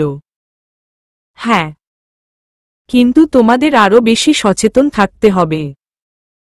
কারণ এবার তারা শুধু তোমাদের শেষ করার চেষ্টা করবে না, বরং জনসম্মুখে তোমাদের নাম কলঙ্কিত করার চেষ্টা করবে, লোকটি সতর্ক করে দিল। রাতে সবাই মিলে পরিকল্পনা করতে বসল। এবার তাদের লক্ষ্য শুধু নিজেদের রক্ষা নয়, পুরো চক্রটিকে ধ্বংস করা। আমাদের এমন কিছু করতে হবে যাতে ওরা বুঝতে না পারে যে আমরা তাদের ওপর নজর রাখছি, আদিবা বলল। তাহলে আমাদেরও ছায়ার মতো কাজ করতে হবে। ওদের প্রত্যেকটি পদক্ষেপ নজরে রাখতে হবে, আয়মান বলল। আমরা যদি মিডিয়ার সাহায্য নিই? মেহরিন প্রস্তাব করল। এটা ভালো ধারণা, তবে খুব সতর্ক থাকতে হবে, আয়মান রাজি হল। পরদিন রাতে তারা যখন ঘুমাচ্ছিল তখন বাড়ির পেছনে থেকে আগুন লাগানোর গন্ধ আসতে শুরু করল। মেহরিন চিৎকার করে উঠল, আগুন! কেউ আমাদের মেরে ফেলতে চাইছে। তারা দ্রুত বাড়ি থেকে বের হল। পেছনে পুরো বাড়ি ধোঁয়ায় ঢেকে যাচ্ছে। এটা ওদের কাজ। তারা আমাদের সরাসরি আক্রমণ করতে এসেছে, আয়মান দাঁত কিচিয়ে বলল। তাহলে আমরা তাদের খেলায় যোগ দিই। এবার সময় এসেছে সরাসরি আঘাত হানার, আদিবা বলল। পেছনের আগুন দ্রুত ছড়িয়ে পড়ছিল। আয়মান, মেহরিন আর আদিবা তাড়াহুড়ো করে বাড়ির সামনের দিকে ছুটল। তাদের মনে একটাই প্রশ্ন, কিভাবে এই আগুন লাগলো এবং শত্রুরা এতটা কাছে এসে কিভাবে আক্রমণ করল? আমাদের এখান থেকে নিরাপদ জায়গায় যেতে হবে। তারা এখনও আমাদের নজরদারি করছে, আয়মান দৃঢ় কণ্ঠে বলল। কিন্তু আমরা কোথায় যাব? আমাদের তো কোনো প্রস্তুতি নেই, মেহরিন আতঙ্কিত গলায় বলল। আমাদের সেই আগন্তুক লোকটির কাছে ফিরে যেতে হবে। সে আমাদের তথ্য দিয়েছিল, আর এখন তার সাহায্য প্রয়োজন, আদিবা বলল। তারা রাতের অন্ধকারে দ্রুত একটি গাড়ি ভাড়া করল। পথে যাওয়ার সময় চারপাশের প্রতিটি গাড়ি আর মানুষের দিকে সন্দেহের চোখে তাকাচ্ছিল। তুমি কি মনে করো আমরা সত্যিই তাকে বিশ্বাস করতে পারি? মেহরিন জিজ্ঞেস করল। আমাদের কোনো বিকল্প নেই। যদি সে সত্যিই আমাদের সাহায্য করতে চায় তাহলে এটা আমাদের জন্য একমাত্র সুযোগ, আয়মান বলল। তবে আমরা তার পরীক্ষা নেব। যদি স্লাইটেস্ট সন্দেহ হয় আমরা পিছিয়ে আসব, আদিবা কঠিন কণ্ঠে বলল। তারা যখন লোকটির দেওয়া ঠিকানায় পৌঁছাল তখন জায়গাটা অনেকটা পরিত্যক্ত মনে হচ্ছিল। একেবারে নিশ্ঝুম পরিবেশ, চারদিকে অন্ধকার। এখানে কি সত্যিই কেউ আছে? মেহরিন ফিসফিস করে বলল। তারা দরজায় কড়া নাড়ল। কিছুক্ষণ পর দরজা খুলে গেল। লোকটি তাদের ভেতরে ডাকল। তোমাদের এখানে পৌঁছানোর কথা কেউ জানে না তো? লোকটি চাপা গলায় বলল। আমরা যতটা সম্ভব সাবধানে এসেছি, আয়মান বলল। ভেতরে এসো। আমি তোমাদের নতুন কিছু দেখাতে চাই, লোকটি বলল। ঘরের ভেতর একটা বড় মানচিত্র টাঙানো ছিল। সেখানে বিভিন্ন চিহ্ন দেওয়া। লোকটি মানচিত্র দেখিয়ে বলল, এগুলো হলো তাদের গোপন আস্তানাগুলোর অবস্থান। তবে তাদের আসল নেতা এখান থেকে বেশ দূরে। আমরা যদি সঠিকভাবে এগোই তবে ওদের চক্রকে ভেঙে দিতে পারব। তাহলে তোমার পরিকল্পনা কি? আয়মান জিজ্ঞেস করল। তোমাদের সঙ্গে মিলে কাজ করব। তবে তোমাদের সাহসী হতে হবে। কিছু জায়গায় সরাসরি গিয়ে তথ্য সংগ্রহ করতে হবে, লোকটি বলল। তুমি কি নিশ্চিত আমরা ওদের ঘায়েল করতে পারব? মেহরিন প্রশ্ন করল। সঠিক পদক্ষেপ নিলে অবশ্যই পারব। তবে যদি একবারও ভুল করো সবকিছু শেষ হয়ে যাবে, লোকটি সতর্ক করল। তারা সিদ্ধান্ত নিল পরদিন ভোরে শত্রুদের একটি আস্তানায় গিয়ে নজরদারি করবে। তারা নিজেদের প্রস্তুতি নিচ্ছিল, কিন্তু ঠিক তখনই জানালার বাইরে থেকে একটা আওয়াজ শোনা গেল। কেউ কি আমাদের ওপর নজর রাখছে? মেহরিন কাপা গলায় বলল। সবাই শান্ত থাকো, আমি দেখছি। আয়মান ধীরে ধীরে জানালার কাছে গেল। জানালার বাইরে অন্ধকারে কিছু একটা নড়তে দেখা গেল। আয়মান দ্রুত দরজা খুলে বাইরে গেল। সে কিছুক্ষণ খুঁজল, কিন্তু কিছুই পেল না। ঠিক তখনই দরজার নিচে একটা ছোট খাম ফেলে যাওয়া হলো। আয়মান সেটা তুলে ভেতরে নিয়ে এল। খাম খুলতেই একটা ছোট্ট নোট বের হল। নোটে লেখা ছিল, তোমরা যতই চেষ্টা করো আমাদের থামাতে পারবে না। তোমাদের প্রতিটি পদক্ষেপ নজরে রাখা হচ্ছে। তারা আমাদের ট্র্যাক করছে। আমরা যা করছি তার সবকিছু ওদের নজরে, আদিবা বলল। তাহলে আমাদের কৌশল বদলাতে হবে।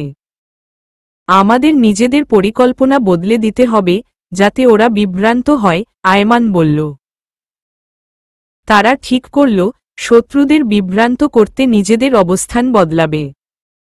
এছাড়া পরিকল্পনামাফিক তারা শত্রুদের একটি আস্তানায় সরাসরি আক্রমণের সিদ্ধান্ত নিল। তারা যদি আমাদের ওপর নজর রাখে তবে আমরা তাদের খেলায় হারিয়ে দেব, আদিবা বলল। তাহলে ভোরে বেরিয়ে পড়ি। প্রস্তুত থাকো, আয়মান বলল। ভোরের আলো ফোটার আগেই আয়মান, মেহরিন, আদিবা আর আগন্তুক লোকটি তাদের পরিকল্পনা অনুযায়ী রওনা হল। গাড়ি দ্রুত গতিতে ছুটছিল শত্রুদের আস্তানার দিকে। সবার মনে চাপা উত্তেজনা। তুমি কি নিশ্চিত এই জায়গাটা শত্রুদের গুরুত্বপূর্ণ কেন্দ্র? আয়মান লোকটির দিকে তাকিয়ে বলল। হ্যাঁ, আমি দীর্ঘদিন ধরে তাদের চলাফেরা নজরে রেখেছি। এটা তাদের মূল যোগাযোগ কেন্দ্রগুলোর একটি, লোকটি দৃঢ় কণ্ঠে বলল। আমরা যদি ধরা পড়ে যাই? মেহরিন সন্দেহ প্রকাশ করল। তাহলে আমাদের পরিণতি ভয়াবহ হবে, আদিবা ঠান্ডা গলায় বলল। তারা যখন শত্রুদের আস্তানার কাছাকাছি পৌঁছাল তখন গাড়ি থেকে নেমে চুপি চুপি অন্ধকারে এগিয়ে গেল। জায়গাটা ছিল পরিত্যক্ত কারখানার মতো, কিন্তু ভেতরে থেকে মানুষের কণ্ঠস্বর ভেসে আসছিল। তোমরা সবাই সাবধানে থাকবে। আমরা ধরা পড়তে পারি না, লোকটি ফিসফিস করে বলল। তারা আস্তে করে জানালার ফাঁক দিয়ে ভেতরে তাকাল। শত্রুরা সেখানে বড় একটা বৈঠক করছিল। একজন শক্তিশালী দেখতে লোক তাদের নেতৃত্ব দিচ্ছিল। ওটাই তাদের আসল নেতা, লোকটি ফিসফিস করে বলল। তাহলে আমরা কি এখনই আক্রমণ করব? আদিবা জিজ্ঞেস করল। না, আগে আমাদের সঠিক তথ্য জোগাড় করতে হবে। তারপরে আমরা তাদের দুর্বল সময় বেছে আঘাত করব, আয়মান বলল।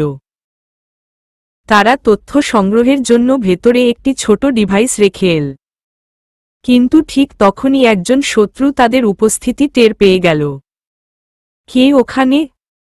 একজন চিৎকার করে উঠল। দৌড়াও! আয়মান চিৎকার করে বলল। তারা দ্রুত কারখানার পেছনের দরজা দিয়ে পালানোর চেষ্টা করল। শত্রুরা তাদের পিছনে ধাওয়া করছিল। ঠিক যখন মনে হচ্ছিল তারা ধরা পড়ে যাবে তখন লোকটি একটি পুরনো সুড়ঙ্গের দিকে ইশারা করল। এই পথ দিয়ে চলো। এটা তাদের অজানা, লোকটি বলল। তারা সুড়ঙ্গ দিয়ে পালিয়ে গেল। সুড়ঙ্গটা অন্ধকার এবং সরু ছিল, কিন্তু তা তাদের নিরাপদে বের হতে সাহায্য করল। তারা নিরাপদ জায়গায় পৌঁছে সবার প্রথমে ডিভাইস থেকে পাওয়া তথ্য বিশ্লেষণ করল। সেখানে দেখা গেল শত্রুরা নতুন একটি অস্ত্র পাচার পরিকল্পনা করছে। আমাদের এখনই এটা থামাতে হবে। যদি তারা সফল হয় তাহলে আরো বড় বিপর্যয় আসবে, মেহরিন বলল। তবে আমাদের সাবধানে কাজ করতে হবে। তারা এবার আমাদের ব্যাপারে আরো বেশি সতর্ক থাকবে, আদিবা বলল। তাহলে আমরা একবারে তাদের সব কেন্দ্রে আঘাত করব। আমরা একসঙ্গে দুটি জায়গায় অভিযান চালাব, আয়মান পরিকল্পনা করল। তারা তাদের দল ভাগ করল।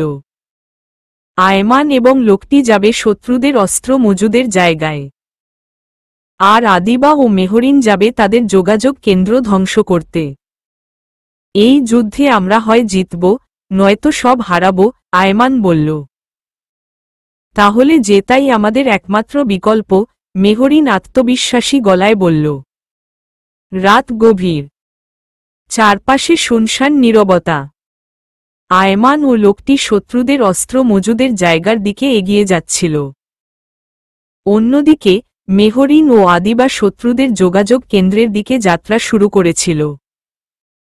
সবকিছু আমাদের পরিকল্পনা অনুযায়ী হলে আমরা তাদের এক বড় ধাক্কা দিতে পারব, লোকটি ফিসফিস করে বলল। আমাদের সবচেয়ে বেশি সতর্ক থাকতে হবে। একটুও ভুল করার সুযোগ নেই, আয়মান দৃঢ় কণ্ঠে বলল। তারা শত্রুদের অস্ত্র মজুদের জায়গায় পৌঁছে দেখল জায়গাটা ভালোভাবে পাহারা দেওয়া হচ্ছে। তুমি কি ভেতরে ঢোকার কোনো উপায় জানো? আয়মান লোকটির দিকে তাকিয়ে বলল। হ্যাঁ, কারখানার পেছনের দেয়ালের কাছে একটি সুড়ঙ্গ আছে। সেটা দিয়ে আমরা ভেতরে ঢুকতে পারি, লোকটি বলল। তারা সুড়ঙ্গ দিয়ে ভেতরে প্রবেশ করল। সেখানে তারা দেখল বিশাল পরিমাণ অস্ত্র মজুদ করা হয়েছে। এটা ধ্বংস করতে হবে। আমরা যদি এখানে বিস্ফোরণ ঘটাই তবে তাদের বড় ক্ষতি হবে, লোকটি বলল। তারা দ্রুত জায়গাটিতে বিস্ফোরক বসাতে শুরু করল। কিন্তু ঠিক তখনই একজন শত্রু তাদের উপস্থিতি টের পেল। তোমরা এখানে কি করছো? লোকটি চিৎকার করে বলল। চলো, আয়মান চিৎকার করে বলল। তারা দৌড়ে পালানোর চেষ্টা করল। পিছনে শত্রুরা তাদের তাড়া করতে শুরু করল। আমাদের সময় নেই, বিস্ফোরক চালু করো, আয়মান লোকটিকে নির্দেশ দিল। লোকটি দ্রুত ডিভাইসটি সক্রিয় করল। মুহূর্তের মধ্যে বিশাল এক বিস্ফোরণ হল, আর পুরো অস্ত্রের মজুদ ধ্বংস হয়ে গেল। শত্রুরা হতবাক হয়ে গেল। অন্যদিকে মেহরিন আর আদিবা শত্রুদের যোগাযোগ কেন্দ্রের কাছে পৌঁছাল। জায়গাটা ছিল পাহাড়ের উপর একটা পরিত্যক্ত ঘর। তুমি কি প্রস্তুত? মেহরিন আদিবার দিকে তাকিয়ে বলল। সব সময়, আদিবা মুচকি হেসে বলল। তারা ভেতরে ঢুকে দেখল শত্রুরা সেখানে গোপন বৈঠক করছে।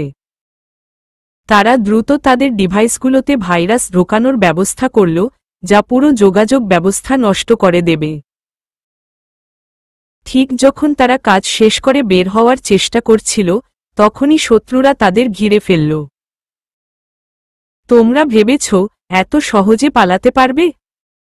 শত্রুর নেতা ঠান্ডা গলায় বলল। আমরা পালানোর জন্য আসিনি, তোমাদের সবকিছু ধ্বংস করার জন্য এসেছি, মেহরিন দৃঢ় কণ্ঠে বলল। তাহলে এবার তোমরা আমাদের হাতে ধ্বংস হবে, নেতা রাগে ফুঁসে উঠল। ঠিক তখনই আয়মান আর তার সঙ্গী সেখানে উপস্থিত হল। তারা শত্রুদের ওপর পাল্টা আক্রমণ চালাল। পুরো জায়গায় গোলাগুলির শব্দ ছড়িয়ে পড়ল। তোমাদের সব শেষ, এবার সত্যের জয় হবে, আয়মান চিৎকার করে বলল। তোমরা সত্যিই বোকা, আমরা কখনো শেষ হব না, শত্রুর নেতা পাল্টা বলল। মুহূর্তের মধ্যে এক প্রচণ্ড সংঘর্ষ শুরু হল। সংঘর্ষের এক পর্যায়ে শত্রুর নেতা পালানোর চেষ্টা করছিল, কিন্তু আদিবা তাকে পথের মাঝেই আটকাল। তোমার খেলা শেষ, আদিবা গর্জে উঠল। তুমি কি ভেবেছ আমাকে থামিয়ে দেবে? আমি তোমাদের জন্য একদিন ফিরে আসব, নেতা বলল, তুমি আর কখনো ফিরে আসতে পারবে না, বলে আদিবা তাকে ধরে পুলিশের হাতে তুলে দিল। শত্রুদের পুরো দল গ্রেপ্তার হল। তাদের চক্র পুরোপুরি ভেঙে পড়ল। কিছুদিন পর আয়মান, মেহরিন আর আদিবা একসঙ্গে বসে খবর দেখছিল। তারা জানল, তাদের প্রচেষ্টার ফলে পুরো শহর একটা বড় বিপদ থেকে মুক্ত হয়েছে। আমরা কি সত্যিই শেষ করলাম? মেহরিন প্রশ্ন করল। হ্যাঁ, এটা একটা নতুন শুরু, আয়মান মুচকি হেসে বলল। শত্রুদের গ্রেপ্তার এবং তাদের চক্র ভেঙে যাওয়ার পর আয়মান, মেহরিন এবং আদিবা ভেবেছিল সব সমস্যা শেষ। কিন্তু বাস্তবতা ছিল ভিন্ন। শহরে শান্তি ফিরলেও তাদের জীবনে এক অজানা ছায়া রয়ে গেছে। কোনো এক অদৃশ্য শক্তি যেন তাদের উপর নজরদারি করছে। তুমি কি এখনো মনে করো সবকিছু শেষ হয়েছে? মেহরিন আয়মানের দিকে তাকিয়ে বলল, আমাদের কাজ শেষ হয়েছে। কিন্তু শত্রুরা কখনো পুরোপুরি থেমে থাকে না। তাদের আরও অংশীদার থাকতে পারে, আয়মান ধীরে বলল। একদিন সকালে আয়মানের কাছে একটি চিঠি এল। চিঠিটি ছিল অত্যন্ত রহস্যময়। চিঠিতে লেখা ছিল, আপনাকে আমাদের বিশেষ অনুষ্ঠানে আমন্ত্রণ জানানো হচ্ছে। তবে এটা আপনার জন্য শুধু একটা আমন্ত্রণ নয়, বরং সত্য জানার সুযোগ। ঠিকানায় পৌঁছান। চিঠিতে কোনো প্রেরকের নাম ছিল না, শুধু একটি ঠিকানা। এটা কি ফাঁদ হতে পারে? আদিবা সন্দেহের গলায় বলল, সম্ভাবনা আছে। তবে যদি এটা সত্যিই গুরুত্বপূর্ণ কিছু হয়, তাহলে উপেক্ষা করাও বিপজ্জনক হতে পারে, আয়মান বলল। আমরা সবাই মিলে যাই। একা যাওয়া নিরাপদ নয়, মেহরিন বলল। তারা ঠিক করল, চিঠির দেওয়া ঠিকানায় যাবে। সেদিন সন্ধ্যায় তারা গাড়িতে চড়ে যাত্রা শুরু করল। ঠিকানাটি ছিল শহরের বাইরে, এক দূরবর্তী গ্রামের একটি পুরনো কুঠিতে। জায়গাটা খুব নির্জন। এটা কোনো ফাঁদ হলে আমরা খুব বিপদে পড়ব, আদিবা উদ্বিগ্নভাবে বলল। আমাদের সাবধানে এগোতে হবে। কোনো অস্বাভাবিক কিছু দেখলে সঙ্গে সঙ্গেই সরে আসব, আয়মান আশ্বস্ত করল। তারা যখন কুঠিতে পৌঁছাল, জায়গাটা অন্ধকারে আচ্ছন্ন ছিল। দরজায় কড়া নাড়তেই একজন বৃদ্ধ লোক দরজা খুলল। তার চোখে ছিল গভীর দৃষ্টি। আপনারা আমন্ত্রণপত্র পেয়েছেন? বৃদ্ধ লোকটি জিজ্ঞেস করল। হ্যাঁ। কিন্তু এটা কার পক্ষ থেকে? আয়মান জিজ্ঞেস করল। ভেতরে আসুন। সব জানাবো, লোকটি বলল। তারা ভেতরে প্রবেশ করল। ঘরটি ছিল পুরনো, কিন্তু দেওয়ালে বিভিন্ন ছবি টাঙানো। ছবিগুলো দেখে বোঝা গেল, এগুলো শত্রুদের অপকর্মের দলিল। এগুলো কিসের ছবি? মেহরিন জিজ্ঞেস করল। এগুলো সেই চক্রের ইতিহাস। তাদের সব কাজের প্রমাণ এখানে লুকিয়ে আছে। আর তোমরা যে ভিডিও ফাঁস করেছ, সেটা তাদের বড় একটা অংশ। কিন্তু আসল নেতা এখনো ধরা পড়েনি, বৃদ্ধ লোকটি বলল। তাহলে কি আমরা এখনো তাদের পুরোপুরি ধ্বংস করতে পারিনি? আদিবা প্রশ্ন করল। না, তারা এখনো সক্রিয়। তাদের একজন নতুন নেতা দায়িত্ব নিয়েছে, এবং সে আগের চেয়ে বেশি বিপজ্জনক, লোকটি বলল। তাহলে আমাদের পরবর্তী পদক্ষেপ কি হবে? আয়মান জানতে চাইল। তোমাদের তার অবস্থান বের করতে হবে। এই তথ্যগুলো তোমাদের কাজে আসবে, লোকটি বলল। তিনি একটি ফাইল আয়মানের হাতে তুলে দিলেন। ফাইলটি খুলতেই দেখা গেল, নতুন নেতার নাম জয়নাল হাসান, এবং তার অবস্থান শহরের একটি অভিজাত এলাকায়। তারা দ্রুত কুঠি থেকে ফিরে এসে নিজেদের মধ্যে আলোচনা শুরু করল। আমাদের এবার খুব সতর্ক হতে হবে। এই নেতা যদি আগের চেয়ে বেশি শক্তিশালী হয়, তাহলে আমাদের ভুলের কোনো জায়গা নেই, আয়মান বলল। আমরা তার বিরুদ্ধে প্রমাণ জোগাড় করব আর তাকে সরাসরি আঘাত করব, মেহরিন দৃঢ় কণ্ঠে বলল। তবে এবার আমাদের সঙ্গে আরও শক্তিশালী দল রাখতে হবে। আমরা একাই লড়াই করতে পারব না, আদিবা বলল। রাতের অন্ধকারে কুঠি থেকে ফিরে আসার পর সবাই গভীর চিন্তায় ডুবে গেল। জয়নাল হাসান যে তাদের নতুন শত্রু তা নিশ্চিত হওয়া গেছে, কিন্তু তাকে ধ্বংস করতে হলে প্রথমে তার গোপন অবস্থান বের করতে হবে। আমাদের হাতে কিছু গুরুত্বপূর্ণ তথ্য আছে, কিন্তু জয়নাল হাসানকে সরাসরি আঘাত করতে হলে আরও কিছু জানতে হবে, আয়মান বলল। তাহলে এবার কি করব? মেহরিন জানতে চাইল। আমাদের টোপ ফেলতে হবে। ওদের এমন কিছু করতে বাধ্য করতে হবে যাতে ওরা নিজেদের অবস্থান প্রকাশ করে, আদিবা বলল। পরের দিন সকালে তারা মিথ্যা তথ্য ছড়িয়ে দেওয়ার পরিকল্পনা করল। শহরের প্রভাবশালী ব্যক্তিদের কাছে বার্তা পাঠানো হল যে আয়মানের দলে নতুন এক প্রমাণ এসেছে যা জয়নালের পুরো চক্রকে ধ্বংস করতে সক্ষম। তারা যদি এই খবর পায় তাহলে নিশ্চয়ই আমাদের আঘাত করার চেষ্টা করবে। তখনই আমরা তাদের ফাঁদে ফেলব, আয়মান বলল। তুমি কি নিশ্চিত এই পদ্ধতি কাজ করবে? মেহরিন সন্দেহ প্রকাশ করল। তাদের লোভ আর অহংকার আমাদের সবচেয়ে বড় অস্ত্র। এটা কাজে আসবেই, আয়মান আত্মবিশ্বাসের সঙ্গে বলল। বার্তা ছড়িয়ে দেওয়ার মাত্র কয়েক ঘন্টার মধ্যেই তাদের কাছে অজ্ঞাত একটি ফোন কল এল। তুমি যদি সত্যিই প্রমাণের মালিক হও তাহলে সেটা আমাদের হাতে তুলে দাও, নয়তো এর ফল ভালো হবে না, অপরিচিত কণ্ঠ বলল। তোমরা যদি এটা পেতে চাও তাহলে মুখোমুখি দেখা করতে হবে, আয়মান শান্ত কণ্ঠে বলল। ঠিক আছে, কাল রাত ৮টায় পুরনো শহরের ঘাটে আসবে, লোকটি বলল। পরদিন রাত ৮টায় তারা পুরনো শহরের ঘাটে পৌঁছাল। জায়গাটা ছিল একেবারে নির্জন। নদীর ঢেউয়ের শব্দ ছাড়া কোনো কিছু শোনা যাচ্ছিল না। এটা স্পষ্টতই একটা ফাঁদ। আমাদের খুব সাবধানে এগোতে হবে, আদিবা বলল। আমরা প্রস্তুত আছি। যাই হোক না কেন আমাদের সত্যের জন্য লড়াই করতে হবে, মেহরিন বলল। তারা ধীরে ধীরে ঘাটের দিকে এগিয়ে গেল। ঠিক তখনই কিছু লোক তাদের ঘিরে ফেলল। তাদের মুখ ঢাকা, হাতে অস্ত্র। লোকগুলো একপাশে সরে দাঁড়াতেই সামনে এল এক মধ্যবয়স্ক শক্তিশালী চেহারার লোক। তার চোখে ছিল ভয়ানক তীক্ষ্ণ দৃষ্টি। তোমরা ভেবেছ আমাকে এত সহজে হারাবে? আমি কি তোমাদের মতো বোকা? লোকটি হেসে বলল। তাহলে তুমিই জয়নাল হাসান, আয়মান বলল। তোমাদের এত সাহস যে আমার বিরুদ্ধে লড়তে চাও? এবার বুঝবে তোমরা কি ভুল করেছ, জয়নাল হুমকির সুরে বলল।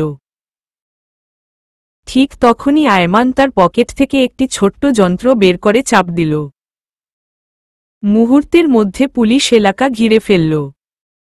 তুমি কি ভেবেছিলে আমরা প্রস্তুত নই? আয়মান চিৎকার করে বলল। তুমি আমাকে ধরবে? তুমি কি জানো আমি কি করতে পারি? জয়নাল ক্রুদ্ধ গলায় বলল। তুমি যাই করো না কেন সত্যের কাছে হেরে যাবে, মেহরিন বলল। এক ভয়ানক সংঘর্ষ শুরু হল। চারপাশে গুলি চলছিল আর পুলিশ শত্রুদের ঘায়েল করতে ব্যস্ত। সংঘর্ষের এক পর্যায়ে জয়নাল পালানোর চেষ্টা করল, কিন্তু আয়মান তাকে পেছনে থেকে ধাওয়া করে ধরে ফেলল। তোমার খেলা শেষ, আয়মান বলল। তুমি আমাকে ধরলেও এই লড়াই এখানেই শেষ নয়। আমার অনুসারীরা তোমাদের বিরুদ্ধে প্রতিশোধ নেবে, জয়নাল হুমকি দিল। তোমার অনুসারীদেরও আমরা খুঁজে বের করব, আদিবা দৃঢ় কণ্ঠে বলল। পরের দিন সকালে খবরের কাগজে শিরোনাম হল, জয়নাল হাসান গ্রেপ্তার, অপরাধ চক্রের অবসান। আমরা কি সত্যিই সব শেষ করতে পেরেছি? মেহরিন জিজ্ঞেস করল। হয়তো কিছুটা শান্তি এসেছে, কিন্তু আমাদের সবসময় সতর্ক থাকতে হবে। নতুন কোনো শত্রু আবার মাথা তুলে দাঁড়াতে পারে, আয়মান বলল। তবে আমরা জানি, সত্যের জন্য লড়াই করতে কখনো ভয় পেতে হবে না, আদিবা বলল। জয়নাল হাসানের গ্রেপ্তারের পর শহরে এক অদ্ভুত শান্তি নেমে এল। খবরের কাগজে, টিভি চ্যানেলে এবং সামাজিক যোগাযোগ মাধ্যমে আয়মান, মেহরিন এবং আদিবার সাহসিকতার গল্প ছড়িয়ে পড়ল। আমরা কি এখন সত্যিই মুক্ত? মেহরিন চায়ের কাপে চুমুক দিতে দিতে বলল। সম্ভবত। তবে আমি জানি, এই যুদ্ধে শত্রুরা পুরোপুরি শেষ হয়নি, আয়মান বলল। তুমি কি মনে করো, তাদের আরও বড় কোনো পরিকল্পনা থাকতে পারে? আদিবা জানতে চাইল। আমরা তাদের নেতা ধরেছি, কিন্তু তাদের চক্রের পুরো কাঠামো এখনও সক্রিয় থাকতে পারে। তবে আমাদের সতর্ক থাকতে হবে, আয়মান দৃঢ় কণ্ঠে বলল। অজানা এক বার্তা। কিছুদিন পর আয়মানের ফোনে একটি অজানা নাম্বার থেকে বার্তা এল। তোমরা যা করেছ, তার ফল পাবে। সত্য কখনো আমাদের থামাতে পারবে না। এবার তোমাদেরই পালা শেষ হওয়ার। বার্তাটি দেখে সবার মাথায় যেন বাজ পড়ল। তাহলে কি শত্রুরা আবার সক্রিয় হয়ে উঠছে? মেহরিন আতঙ্কিত কণ্ঠে বলল। এটা হতে পারে শুধু ভয় দেখানোর চেষ্টা। তবে এটা উপেক্ষা করার মতো কিছু নয়, আয়মান বলল। নতুন এক শত্রুর ছায়া। পরদিন রাতেই শহরের এক অভিজাত এলাকায় একটি বিশাল অগ্নিকাণ্ড ঘটল। পুলিশ নিশ্চিত করল যে এটি কোনো দুর্ঘটনা নয়, বরং উদ্দেশ্যমূলকভাবে ঘটানো। এটা কি আমাদের বার্তার সঙ্গে সম্পর্কিত? আদিবা জানতে চাইল। সম্ভাবনা আছে। যারা বার্তা পাঠিয়েছে, তারা এখন শহরের শান্তি নষ্ট করার চেষ্টা করছে, আয়মান বলল। তাহলে আমরা কি করব? মেহরিন উদ্বিগ্ন হয়ে বলল। আমাদের আগে জানতে হবে, কে এই নতুন শত্রু। তাদের পরিচয় খুঁজে বের করাই আমাদের প্রথম কাজ, আয়মান বলল।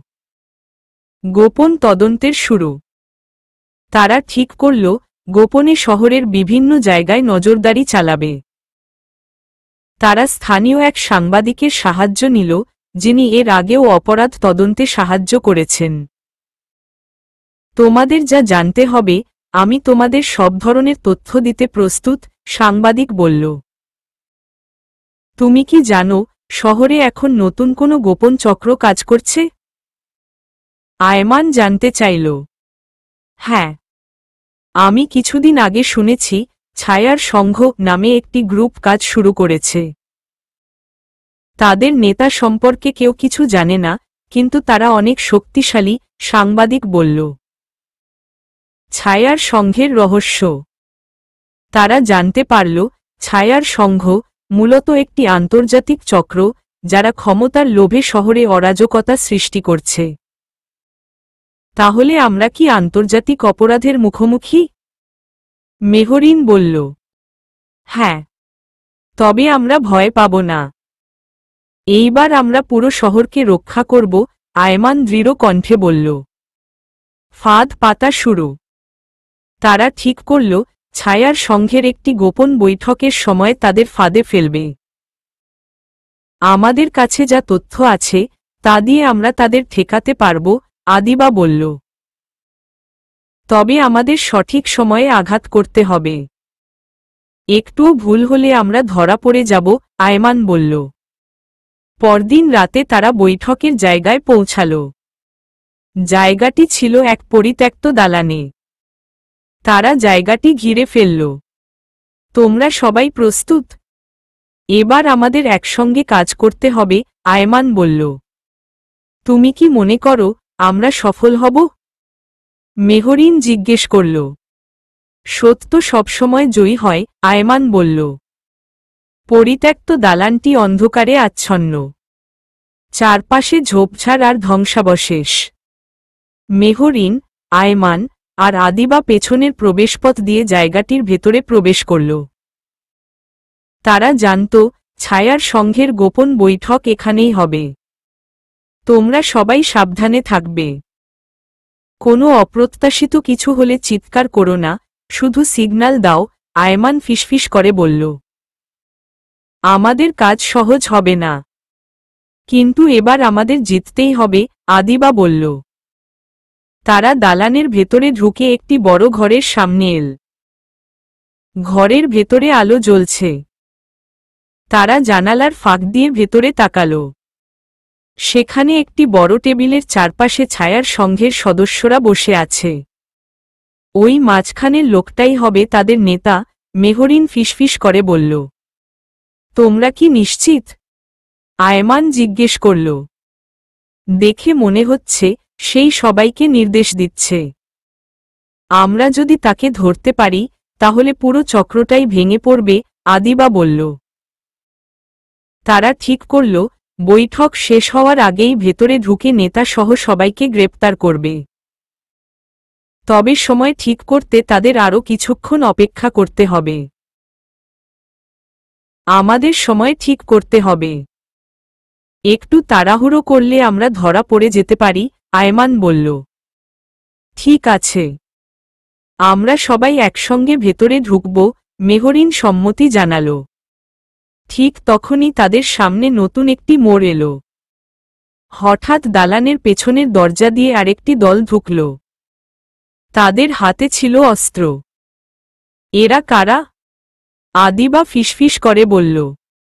এটা আমাদের পরিকল্পনার বাইরে। তাদের দেখে মনে হচ্ছে তারা ছায়ার সংঘের কোনো প্রতিদ্বন্দ্বী গ্রুপ, আয়মান বলল। ঘরের ভেতরে সংঘর্ষ শুরু হল।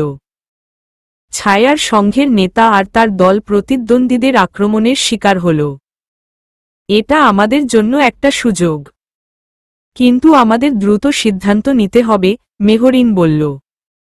তারা দ্রুত দালানের ভেতরে ঢুকে পড়ল। চারদিকে গুলি আর চিৎকারের আওয়াজ। আয়মান আর তার দল ছায়ার সংঘের নেতার দিকে এগিয়ে গেল। তোমার খেলা শেষ, আয়মান চিৎকার করে বলল। তোমরা ভেবেছ আমাকে এভাবে থামিয়ে দেবে? আমি তোমাদের মতো ছোটখাটো দলকে পাত্তাও দিই না, নেতা হেসে বলল। তুমি যে চক্র চালাচ্ছ সেটা আজ শেষ হয়ে যাবে, আদিবা দৃঢ় কণ্ঠে বলল। দেখা যাক কে আগে থামে, নেতা বলেই তার অস্ত্র বের করল। ঘরের ভেতরে এক ভয়ঙ্কর সংঘর্ষ শুরু হল। চারদিকে শুধু গুলি আর ধোঁয়া। ছায়ার সংঘের নেতা পালানোর চেষ্টা করছিল, কিন্তু আয়মান তাকে তাড়া করল। তুমি কোথাও যেতে পারবে না, আয়মান বলল। তোমরা ভেবেছ আমাকে ধরবে? আমি সবসময় ছায়ার মতো অদৃশ্য থাকব, নেতা বলল। ঠিক তখনই মেহরিন আর আদিবা তাকে ঘিরে ফেলল। তোমার খেলা শেষ। এবার সত্যের জয় হবে, মেহরিন বলল। তোমরা সত্যিই বোকা। এই লড়াই শুধু শুরু হয়েছে। তোমরা জিতলেও আমাদের ছায়া সবসময় টিকে থাকবে, নেতা ক্রোধে ফেটে পড়ল। ঠিক তখনই পুলিশ এসে পুরো দালান ঘিরে ফেলল। ছায়ার সংঘের সদস্যরা গ্রেপ্তার হল। নেতা শেষবারের মতো আয়মানের দিকে তাকিয়ে বলল। তোমরা জিতেছ, কিন্তু এই যুদ্ধ চিরকাল চলবে। সত্য আর ছায়ার এই খেলা কোনো দিন শেষ হবে না। কয়েকদিন পর শহরে ছায়ার সংঘের পুরো চক্র ধ্বংস হওয়ার খবর ছড়িয়ে পড়ল। আয়মান, মেহরিন আর আদিবা আবারও একসঙ্গে বসে খবর দেখছিল। তাহলে কি সব সত্যিই শেষ? মেহরিন জানতে চাইল। সম্ভবত। তবে সত্যের জন্য লড়াই কখনো থামে না, আয়মান বলল। তাহলে আমরা কি এবার থেকে শান্তিতে বাঁচতে পারব? আদিবা হাসতে হাসতে বলল। হয়তো। তবে নতুন কোনো ঝড় আসার আগ পর্যন্ত আমরা এই শান্তি উপভোগ করব, আয়মান মুচকি হেসে বলল। গল্পের শেষ হলেও সত্য ও ছায়ার লড়াই চিরন্তন। আয়মান, মেহরিন আর আদিবার জীবন তাদের এই লড়াইয়ের সাক্ষী হয়ে রইল। গল্প সমাপ্ত।